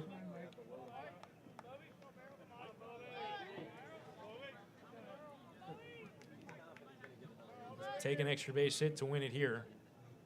Honeyman, the center fielder, shaded towards left center. Lots of room in right center. First one to Bovey. Comes inside and low.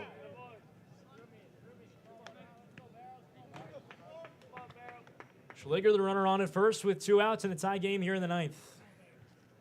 He runs pretty well. Bovey trying to keep this ball game going or perhaps win it. 1-0. Popped foul and out of play left side. Red Sox were a strike away from their first win of the 2022 summer campaign. Led 4-1 with 2 outs in the 9th. We stand tied 4-4 here with 2 outs in the bottom half. Reminder, we don't play extra innings here on Cape Cod, as I believe Chris Clark just balked, and Luke Schliger is going to get second base, and now a single could win it for the Red Sox. He called for time, and he didn't have any more left. He did a little stutter step on the mound. I perhaps thought he had time, but he didn't. Schliger's on at second. 1-1 count to Mike Bovey. A base hit could win it for the Red Sox. 1-1. Strike crackles on the outside corner of fastball.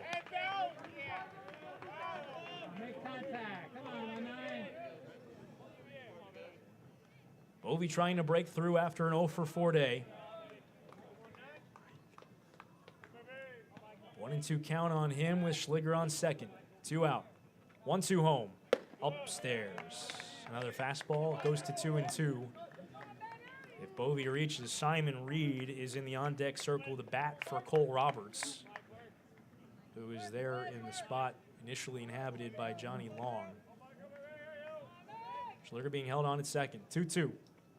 Home from Clark. Out to center. Honeyman started in. He goes back. It's over his head, and the Red Sox are going to win it.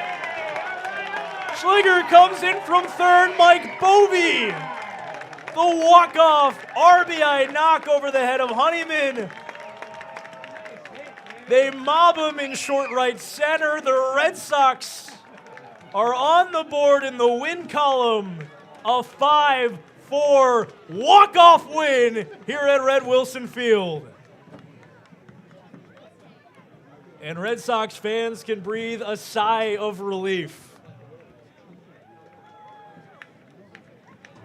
A game they almost let get away from them. The Red Sox led 4-1 with 2 out and 2 strikes in the ninth. Travis Honeyman's 2-run homer made it a little closer. A string of walks, including a bases-loaded walk to Luke Keeschel, tied it.